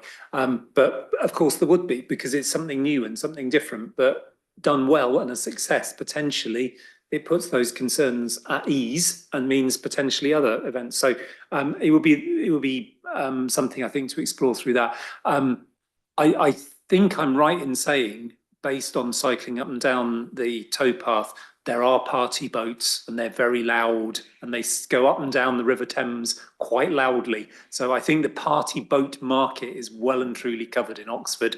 Possibly they're not as boisterous as the ones in Newcastle, but that's because we're a more civilized, a less bouncy population. But there are definitely party boats and they're definitely loud and they definitely have beer in very large amounts on them. Thank you very much. So I'm going to propose we move towards the formulation of recommendations. Are there any recommendations that members wish to propose? Councillor Miles? Yeah, I think we want to formalise that recommendation around the inclusive market segmentation to ensure that we're also including families and children. But I think there should be a distinction within that of like the children that require supervision, sort of your under 11 segment where a guardian would be accompanying them versus the under 18s. So that would be the first thing.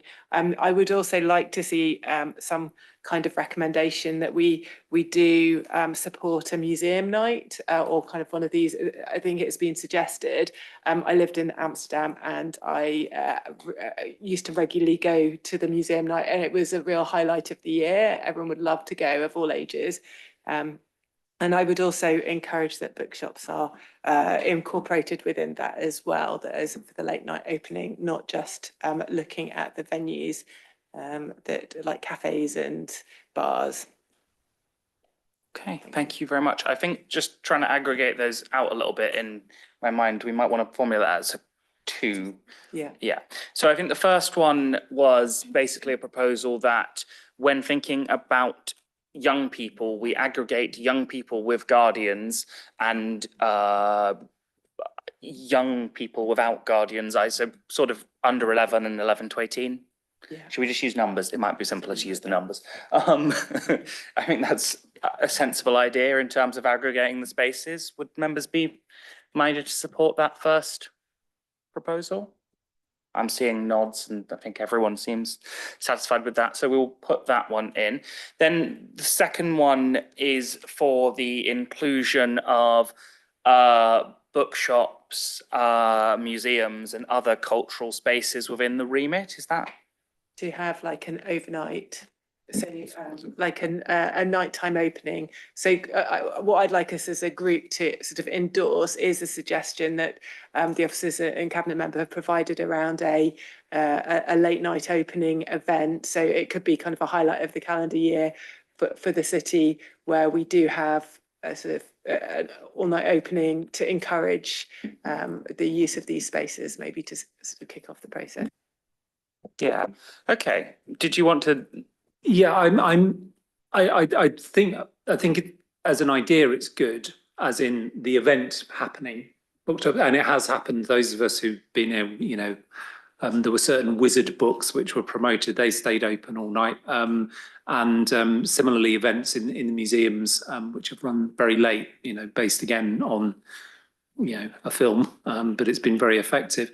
What I'm just ever so slightly nervous about, and this is what I would probably discuss with Diane then in our response to this, is what we're trying to do is to make sure we've identified space where opportunity for the venues, the businesses, the promoters to do this. What I'm slightly nervous about is suggesting that the city council would like to run such a thing. So it's about, it might be your form of words, I'll leave you to ponder on it, but you know, in the slide we have on the first point, we have students, visitors, residents, and then we had families, but I think differentiating about children of certain ages, and I think there are other groups which you've highlighted, Alex, which I would think we should perhaps pick out some elements there. But when it comes to a specific event, particularly when GLAM were in the presentation, and that's exactly what they would be doing if they do it, then I'm slightly nervous that we're sounding as if we're kind of coming in and telling people what to do, which I'm not so keen on. Councillor Miles? Yeah, so on that point, I think the point that I'm trying to make is that we kind of support the proposal that they're putting forward to have this kind of event, not us actually running it, but sort of say that we would like to help like facilitate that this to happen if there is a role for us, but essentially encourage this as part of our approach. Yeah, I'm going to come to you just one second, Councillor Tim, just to suggest if there's a way forward. I wonder if what we're sort of looking at here is basically that the recommendation would be to maintain an openness to looking at broader kinds of opportunity, including late night opening of, for example, emphasis on the for example, bookshops. I know, for example, the Museum of Art Oxford has already got late night openings. So this is already happening in some parts of the city. So it's just about collating an even further range of things. I can imagine. Sorry? Exactly those sorts of things. Councillor Tino, did you want to? I'm not sure if this isn't already happening. I've seen Creation Theatre in loads of interesting buildings, like many times in Blackwell's, in the Maths Institute, on top of the Side Business School, in the car factory. I've seen them. I don't think the council is a barrier. Presumably they have to apply for a license to put on a play and stuff. I don't think there is a barrier from the council anyway in terms of business. It's probably just a commercial thing. But yeah, I think I've seen things in loads of interesting venues in Oxford. I've seen in the Westgate Centre, I saw Creation Theatre whilst people were shopping wearing headphones. Brave New World, I think it was. Yeah. So I think, I mean, obviously, I think they probably, haven't seen them do it recently, so possibly they're struggling financially, and they originally set up doing it outside the castle and it rained all the time.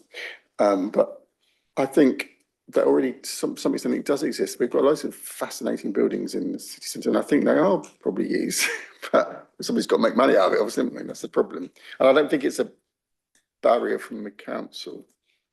No, I mean, the way I take, you know, the emphasis of the project is on kind of encouraging more and highlighting what is happening. So I think it's consistent for us to encourage that. If, you know, as I mentioned, the Modern Art Museum, that there is quite a lot of, I think, evening stuff going on, but it is certainly true that if someone wanted to, in any sense, look at the whole measure of what was there, it would be very, very difficult unless you already know. So I guess just to reformulate the recommendation as broadly, that we encourage that in this ongoing work, there is an open-mindedness to a wider kind of nighttime activity, such as, or for example, bookshops, museums,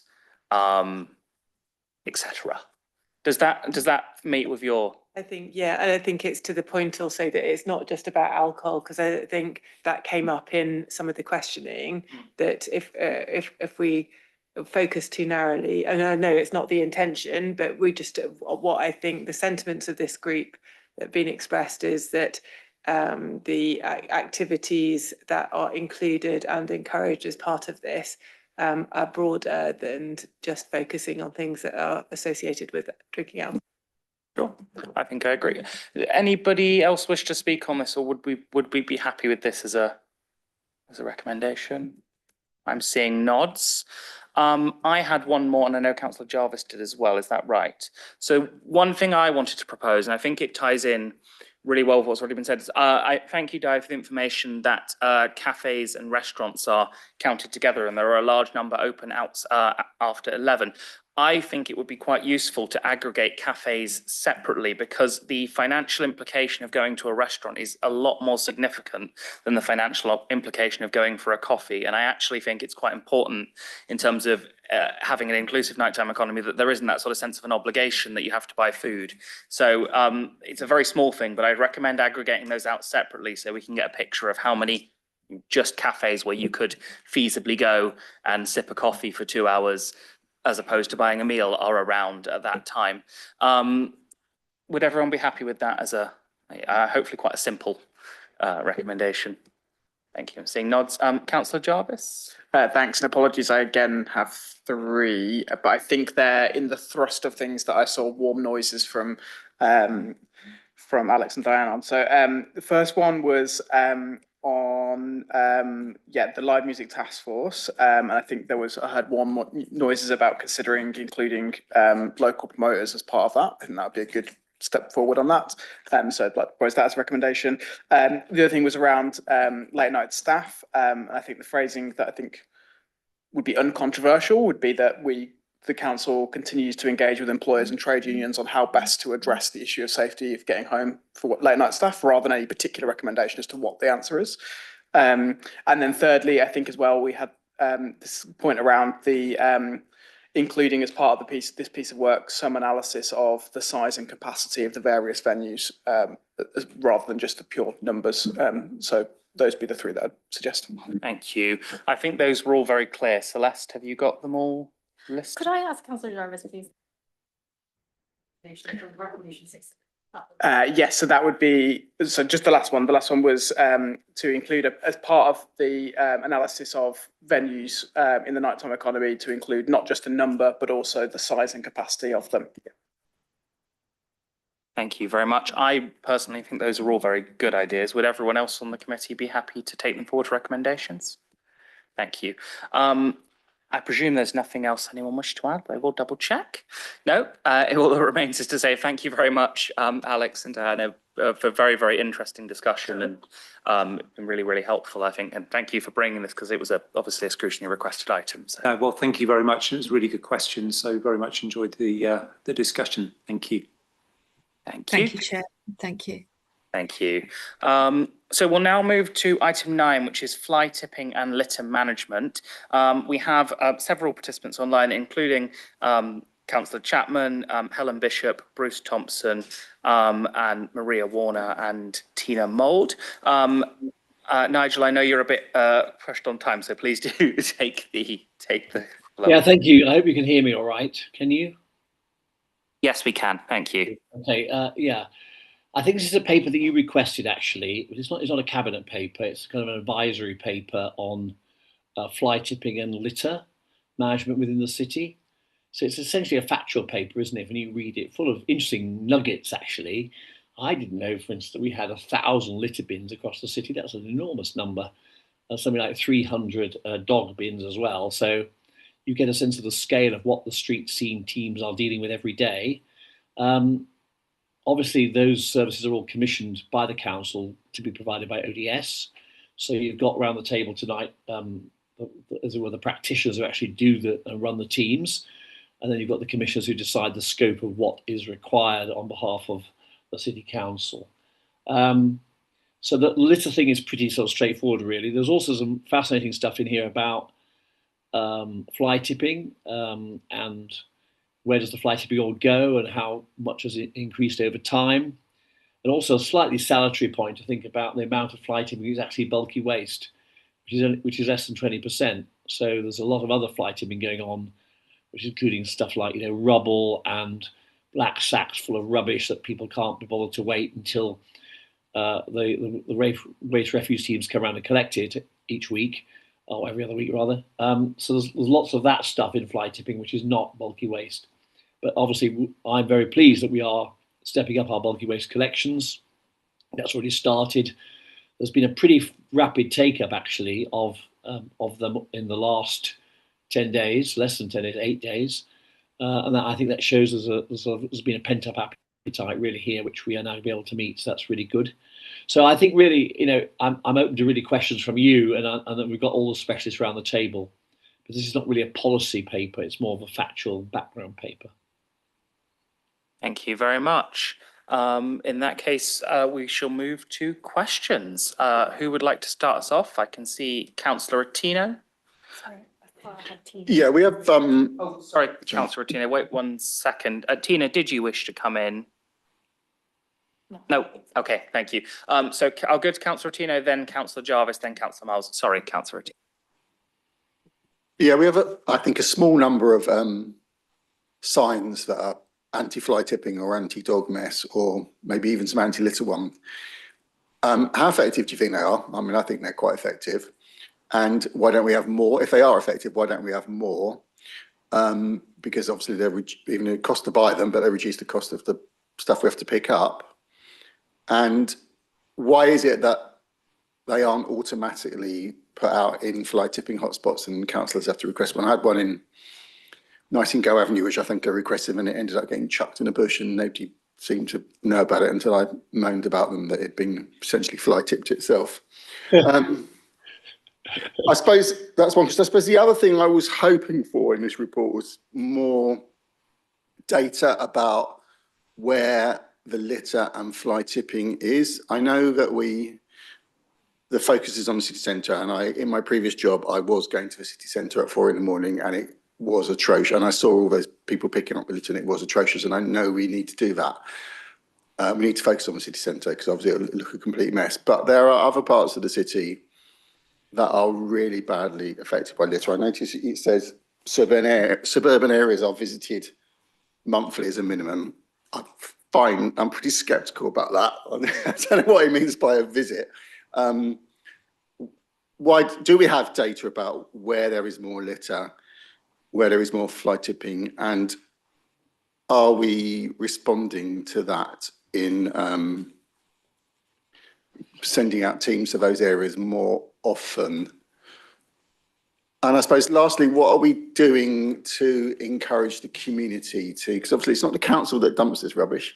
What are we doing to encourage the communities, different communities, to get more proactive in keeping places neat and tidy and free of all this? And then people, not just to see it's a council's job to pick it up, because obviously that's money that could be spent on a lot nicer things than picking up rubbish.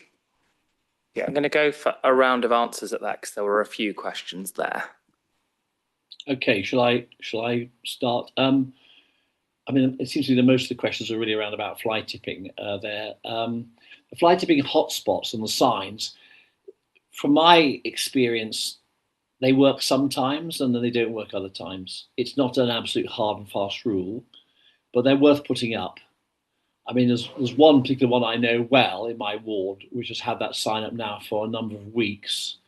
It does seem to be having a deterrent effect, and the fly tipping has been significantly reduced. So, Simon, I am broadly very much in favour of using more signs. I don't think it really is a budget problem, to be honest with you. I think it's it's just getting organised to put them out because they obviously would save money in the long run. In terms of whereabouts in the city is the fly tipping the worst, I don't have the data in front of me. Maybe Bruce or Maria might want to comment on that. I know anecdotally it's in the sort of, it's partly seasonal, so it's cyclical around students and other young people leaving accommodation at the end of the year. So in the summer, it can be quite bad in some parts of the city centre. And this comes back then to what a landlord's doing to uphold their responsibilities to make sure that stuff gets properly recycled, etc., because they're the owners of the places where the tipping's taking place. And then you've also got, as you know, Simon, yourself, we've got some parts of the city where the bin stores are not well designed.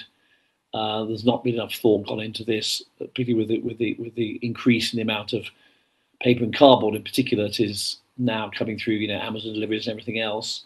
So that there is money in the budget for capital investment to improve those places, and I hope that will also have an effect, as well as obviously free bulky waste collections and continuing to have regular collections in areas where we've got contaminated waste, so we don't leave it for weeks and weeks on end, but we leave it mostly within a week. We go around and pick it all up because it doesn't suit us to keep it going longer, but it just gets worse.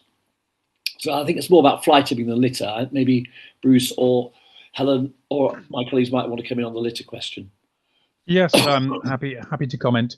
So, well, first of all, just in relation to fly tipping, it is predominantly to the east of the city, but it is across all of the city. So nowhere is immune from it.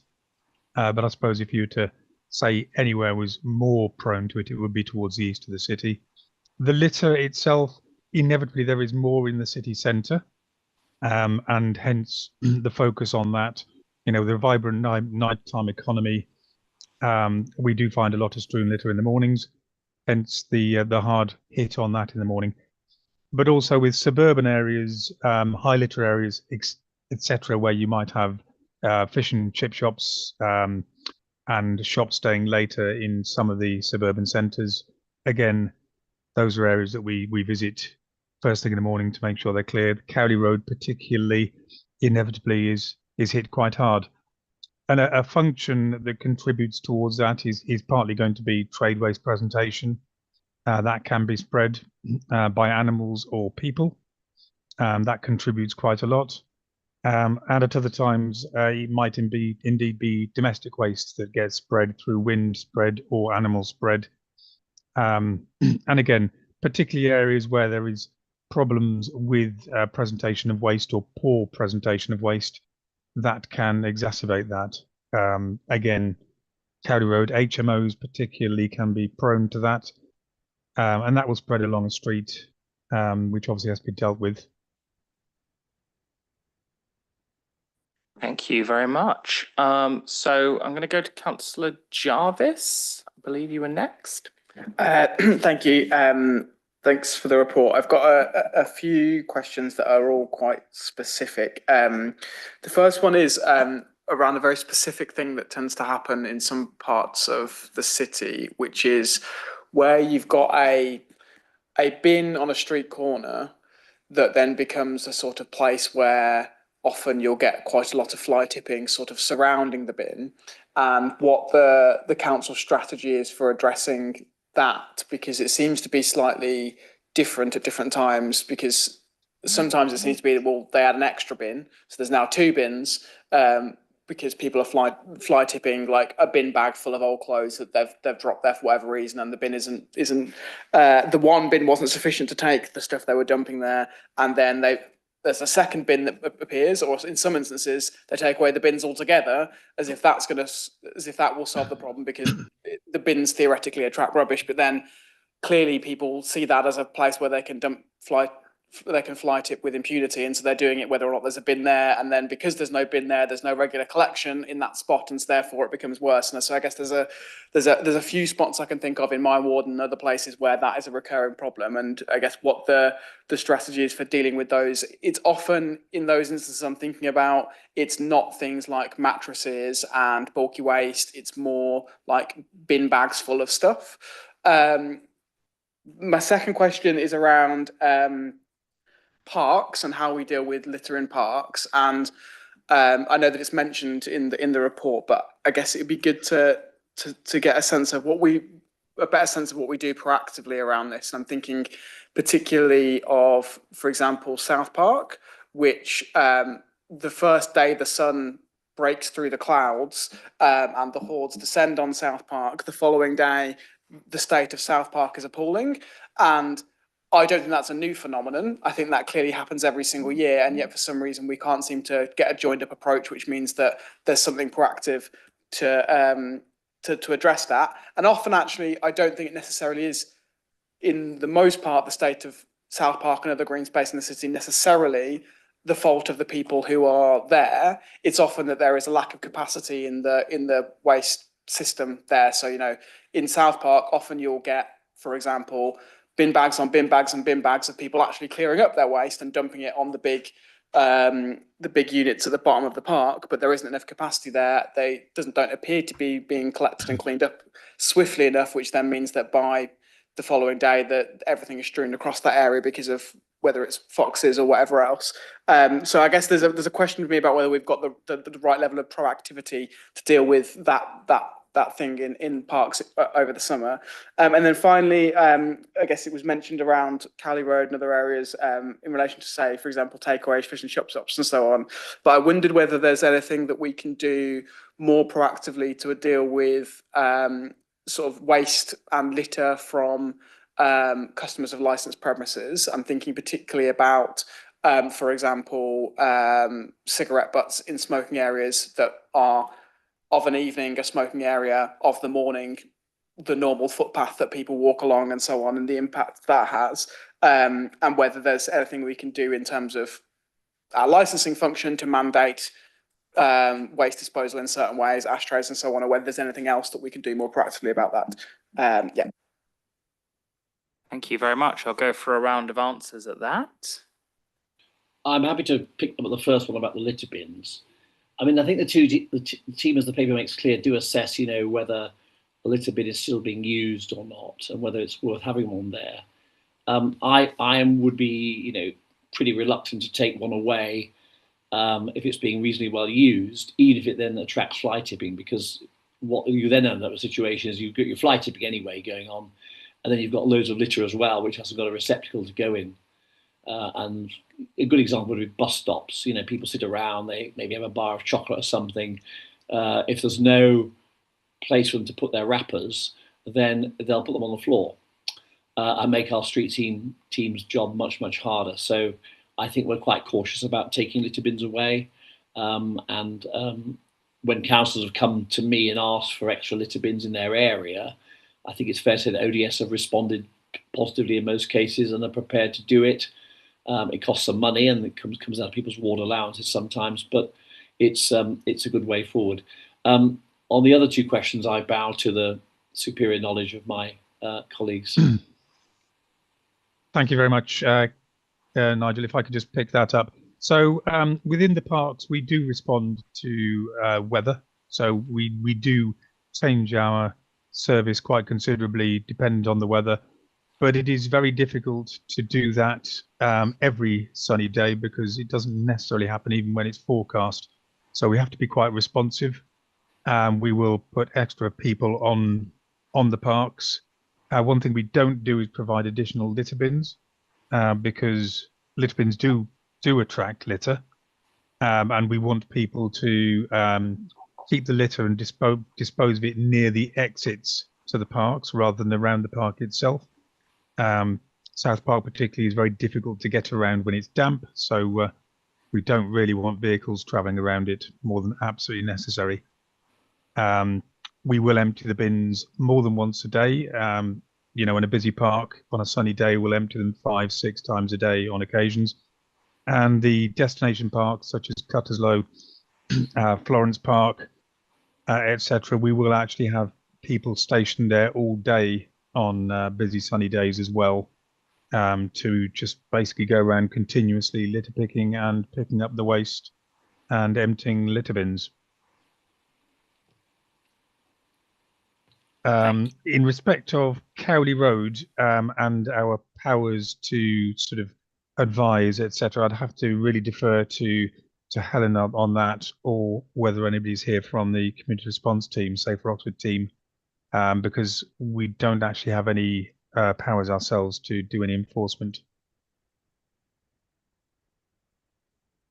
Yeah, please do come in, Helen. Thank you. Yeah, thank you. Good evening, everybody. So yeah, I think one of the things that I was going to say is that actually ODS are reviewing their approach to street scene.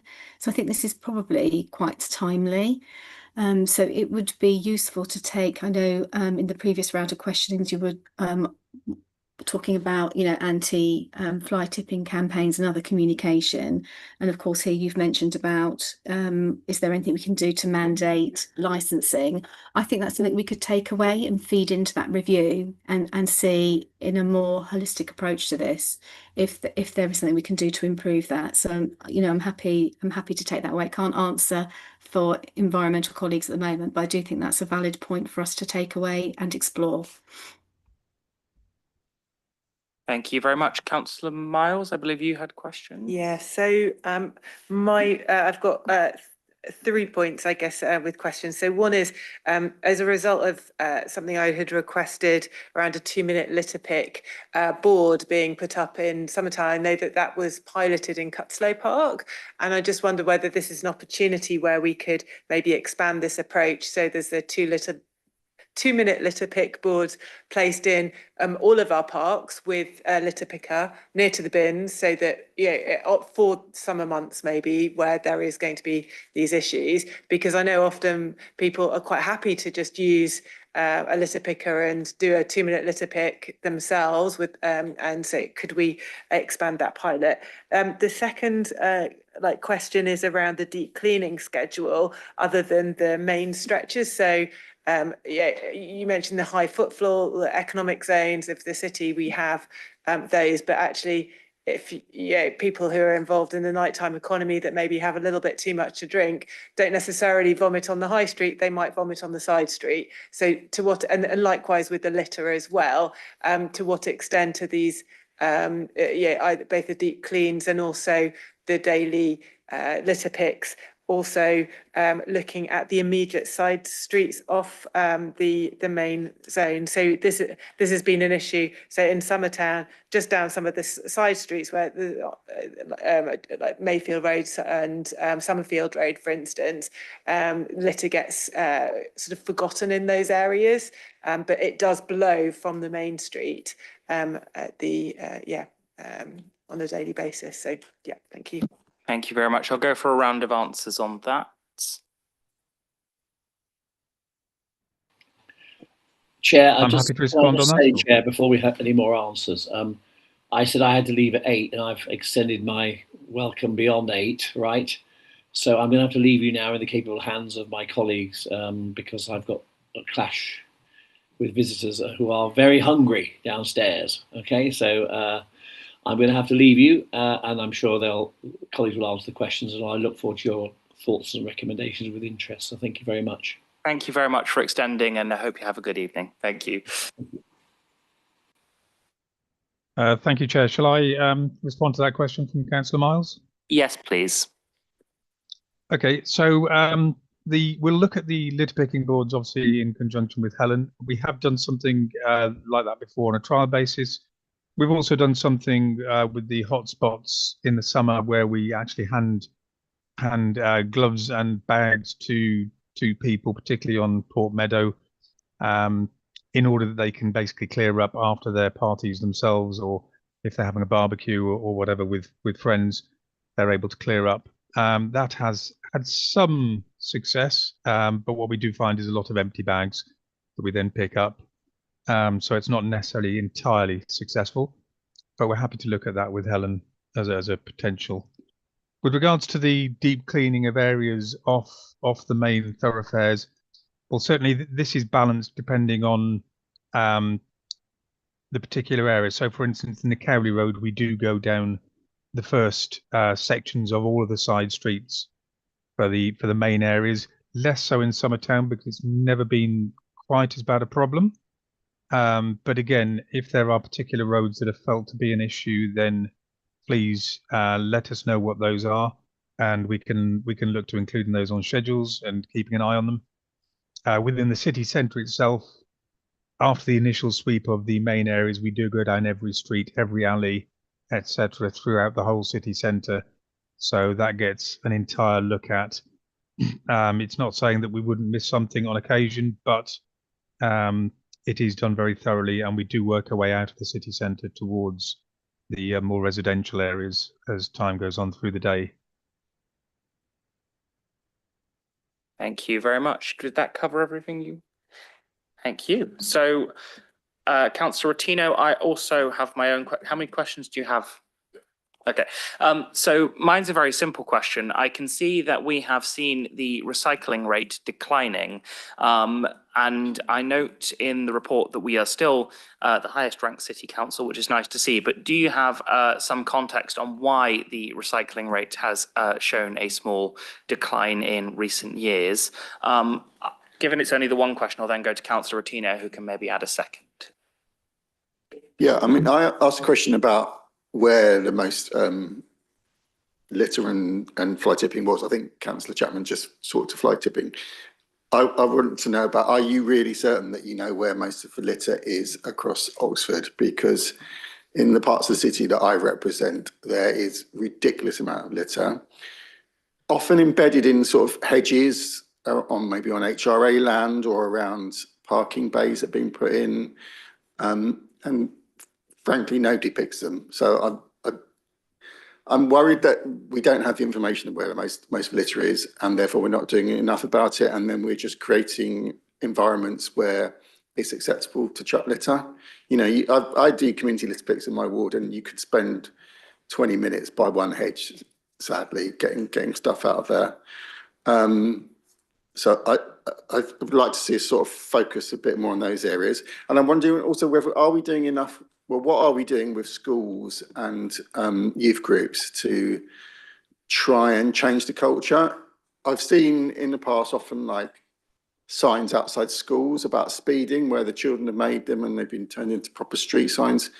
Have we tried doing something like that about litter, particularly in places where you get a lot of litter, but where you've actually got local children giving the message to people that this is unacceptable? Because I'm worried that in some parts of the city it become acceptable just to chuck your stuff in the bush. Thank you very much. I'll go for a round of answers there.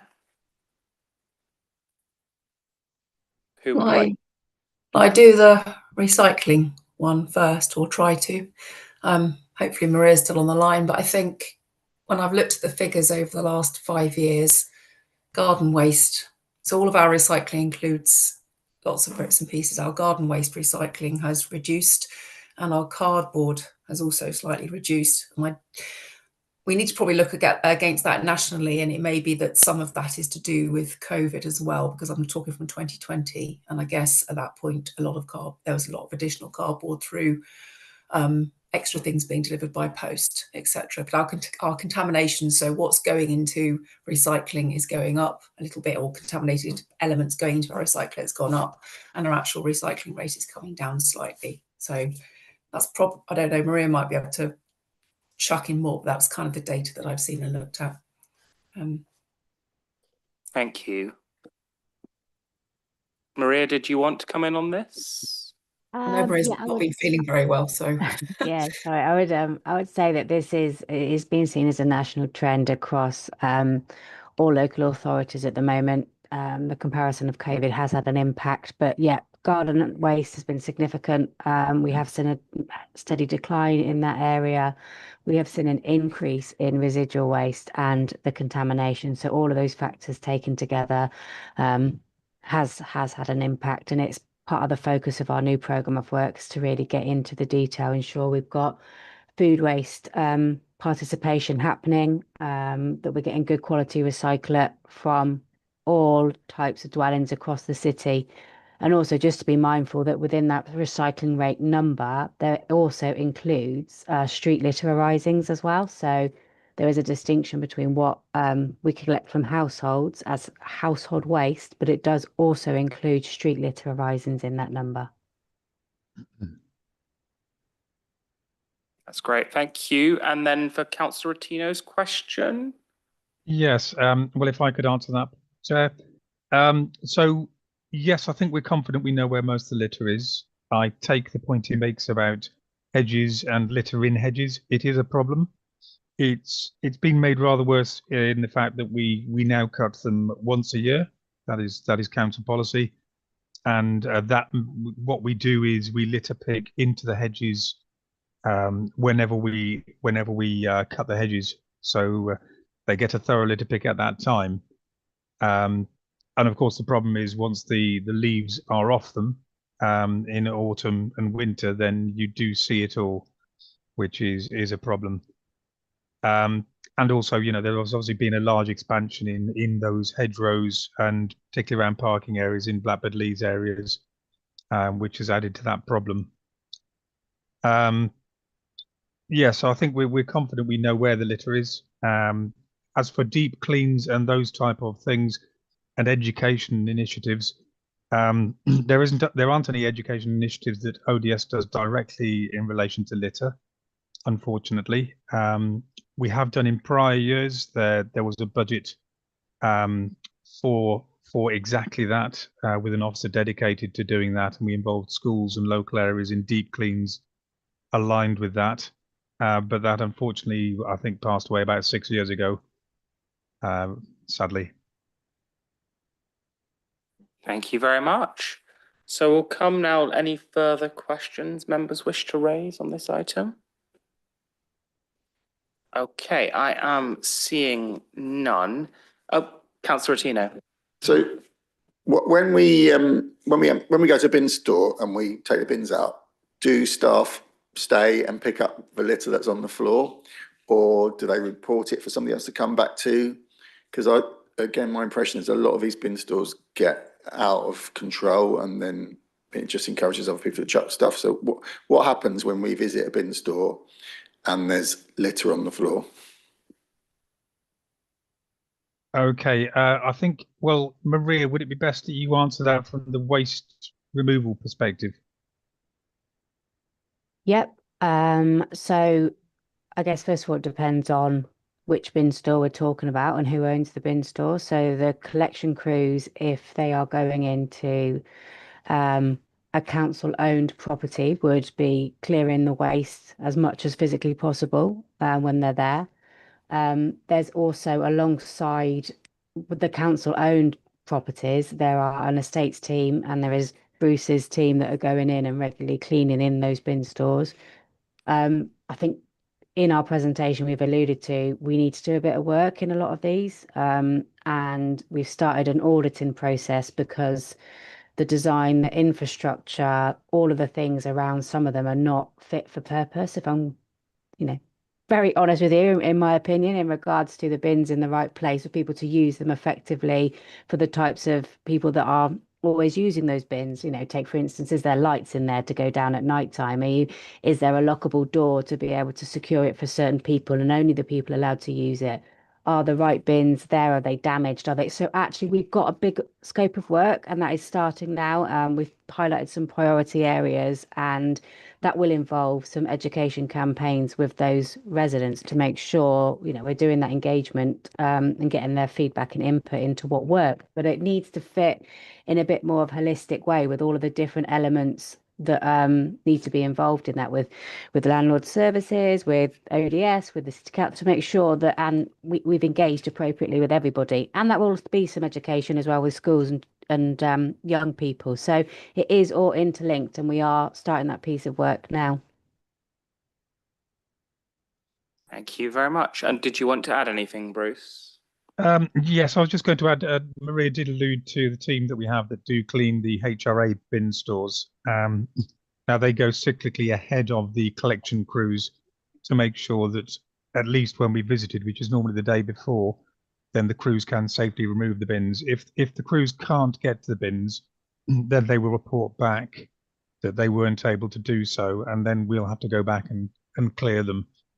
Equally, if they have bins that they can't collect because, for instance, contamination, again, that will be reported back, and then a separate vehicle will be sent to collect that contaminated waste as residual waste rather than as mixed recyclate. Thank you. Maria, I saw you put a hand up. Did you want to come back in? I was just going to make that point, is that because of how the waste collection system works, the vehicle that is collecting on a certain week is dedicated to a certain waste stream. So if they arrive at site and there's items there that is not compatible with the collections that they're doing, so if it's recycling, they cannot take a bin that is full of the wrong items. So that's one of the things that we do need to try and get a better process in, to see, so that we have an opportunity to capture the recycling that's in there and do some education to ensure those things aren't going into that bin type, so we don't have that build up. So it is an issue. Thank you very much. I can see, is it on the same point? Yes, please come back in. Yeah, I mean, what level of monitoring is done by management that actually what we're expecting our staff to do, whether they're emptying bin stores, is actually happening? And likewise, when we send a team out to litter pick, what sort of level of monitoring is there that they're actually doing it thoroughly enough and they're not just doing it minimally? Thank you very much. Anyone else come in? Yeah, Bruce, go ahead. Sorry, I was just going to answer the question on not so much with the bin stores and the refuse crews, but in relation to the litter, then we do surveys. So we post inspect. Obviously, not everything they do all day, because we'd need an army of supervisors and managers doing that. But we do post inspect what they do, and we also do what we call land asset management surveys as well, to verify the condition of the areas that we look after. Thank you very much. I had one more question that has come to me, and we've obviously already heard mention of some of the community cleaning efforts that take place in various parks. Yeah, Councillor Miles made reference to the 2-minute litter picks.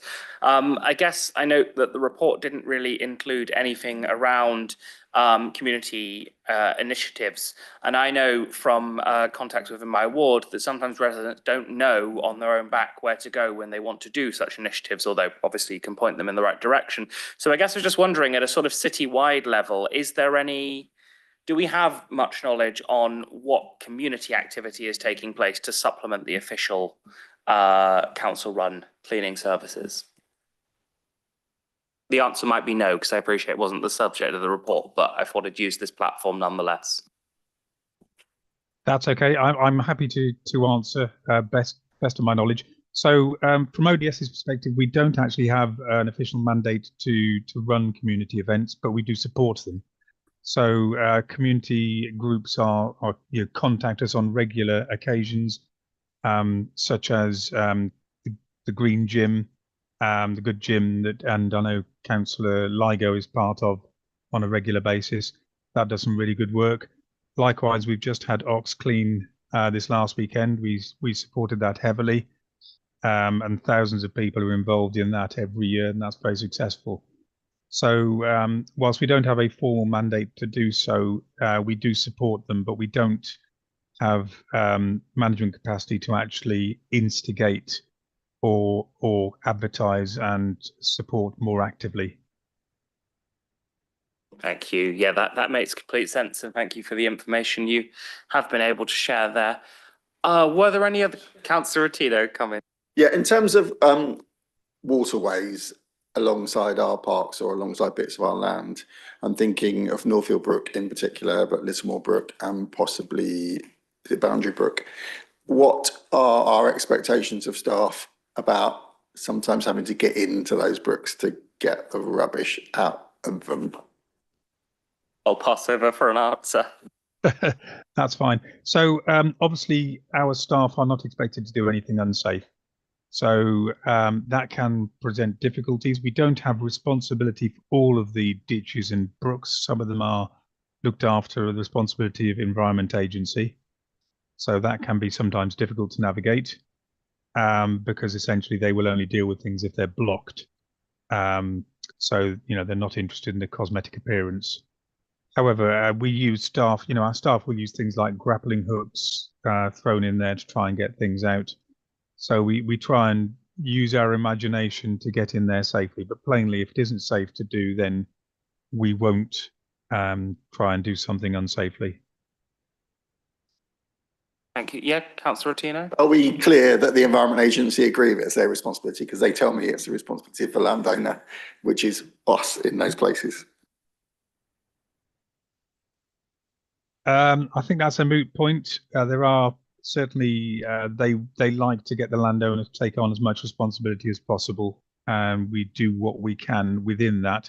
But plainly, we're not going to go into a waterway when it's 2 feet deep of water to retrieve something that's been thrown in there. But we do have a riparian responsibility in many areas. With many of the brooks, there is, however, the Environment Agency owns the bank and takes responsibility, therefore, for the entirety of that waterway. But so then what is the procedure for getting the Environment Agency to go and do their job then, if these brooks are full of rubbish? So, well, there is a website that you can register those issues with, which we will use on occasions. Can you share that with members? I think I can pick that one up, and we will note that as a request, if that's okay, Celeste, that we. The waterways will be coming into the agenda next month, so we could perhaps do that. That's very good to hear. So just for benefit of the room, we have an item on waterways coming in next month's agenda, and so we can pick this up at that avenue, if that'd be okay with you, Councillor Ottino. Are there any final questions, or are members happy to move to recommendations? I think I shall take that as we can move to recommendations. I firstly wanted to propose, it's actually something Councillor Miles proposed, but I think there would be a benefit in a recommendation for facilities to be placed in parks over the summer to allow for 2-minute litter picks. So basically for some litter picking equipment to be placed in parks during the summer. Would people be happy with that recommendation, Councillor Ottino? I think it should be explore that, because I don't think that will work in some parks and it might work in other parks. So I think if we just require them to explore that, actually, because like he said, I don't want litter bags just being strewn all over the place and litter pickers getting stolen or chucked in bushes. So yeah, to explore that possibility. Yeah, let's say to consider. But would people be happy with the wording of to consider? I see unanimity on that one, so we'll make that recommendation one. Councillor Jarvis, I think you had a hand.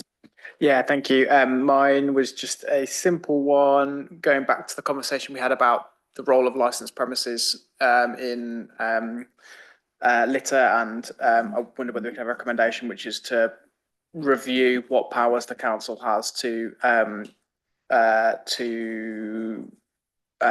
sorry, my brain's gone blank, to ensure that licensed premises are appropriately dealing with waste that they produce and encouraging their customers to do so.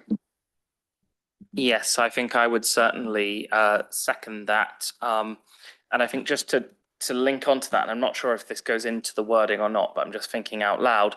I know there have been some issues in the past because of business premises having to arrange for their own waste collection, where they've had inappropriate arrangements in place. So I wonder if that should include reviewing our powers to sort of review the appropriateness of the measures that businesses have put in place. I know as a councillor for Cowley Road, that's been a particular problem for some residents in my area. Again, just on Councillor Jarvis's recommendation, are people happy with that? Yeah, I'm seeing assent.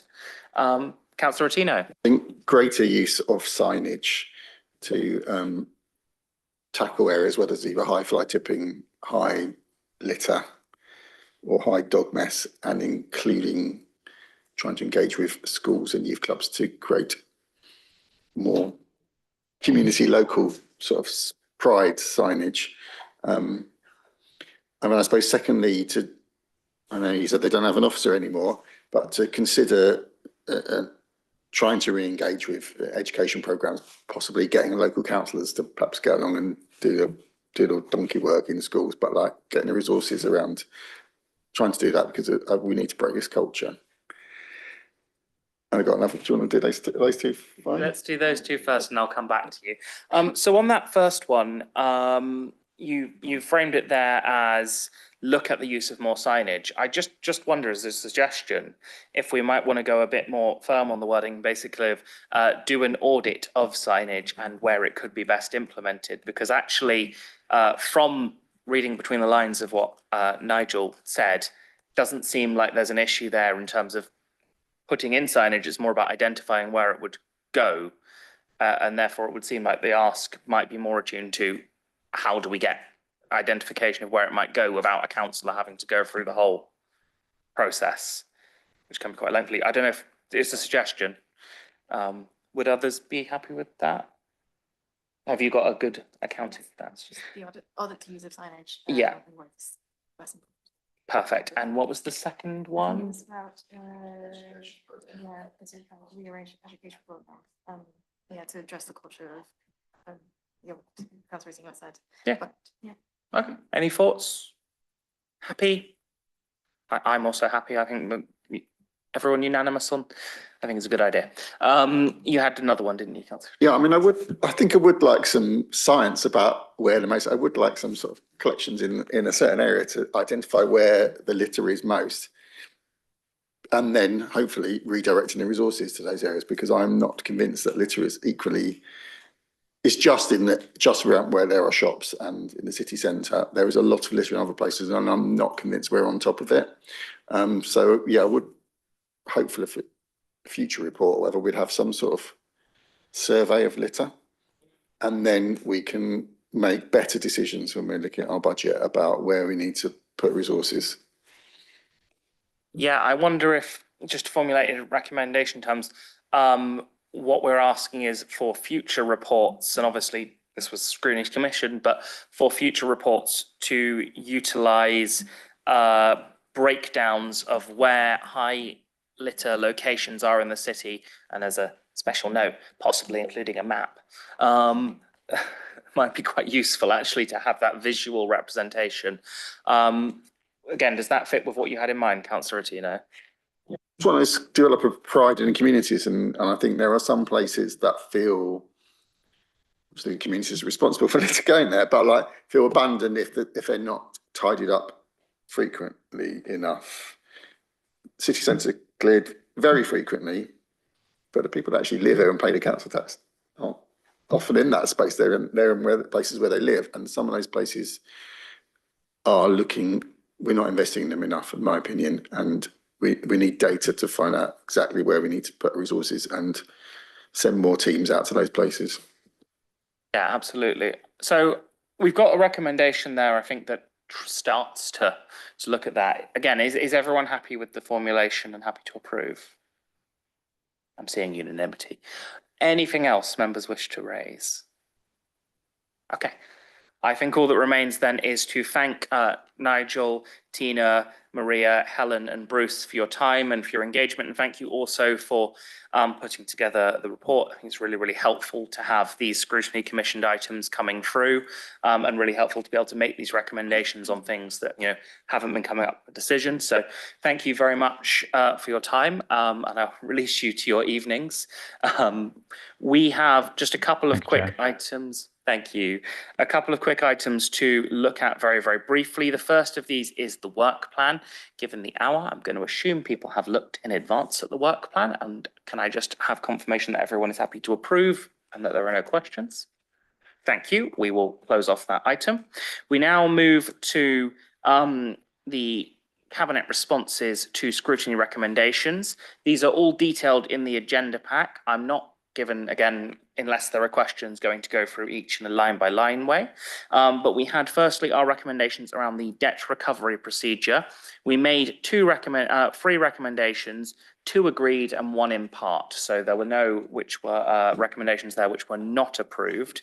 And just as a reminder, those were focused on providing a breakdown of the number of counts in recovery stage, providing information in different languages, and also in utilising letters at an earlier stage in clearer language. We also made the recommendations around the notice boards item. This obviously was discussed as part of the Budget Council, and it was partially agreed in terms of being a recommendation. But I think because it became part of Budget Council, the process there is quite complicated compared to a normal recommendation. Again, all of the details are in the agenda pack. All we're asked to do is to note this. Is everyone happy to note this? Thank you very much. Finally, we have some reports back on working group recommendations. I'm going to pass over to Celeste, if that's okay, to give a brief summary. Just going to keep this brief, like you say, Chair. The summaries of the discussions are noted in the report, but just one recommendation for the committee to endorse, which is also set out in the report, which I hope the committee will do endorse. Yeah, thanks. Thank you. I propose that we endorse that. Is everyone happy to do so? I am seeing nods. Thank you very much. The final thing that remains for me to do is to set up the date of our future meeting. We have one meeting left in the municipal year. That is on the 7th of April. And we will be returning to our 6 p.m. starting slot at that time. And I will be on time. So thank you very much, everyone.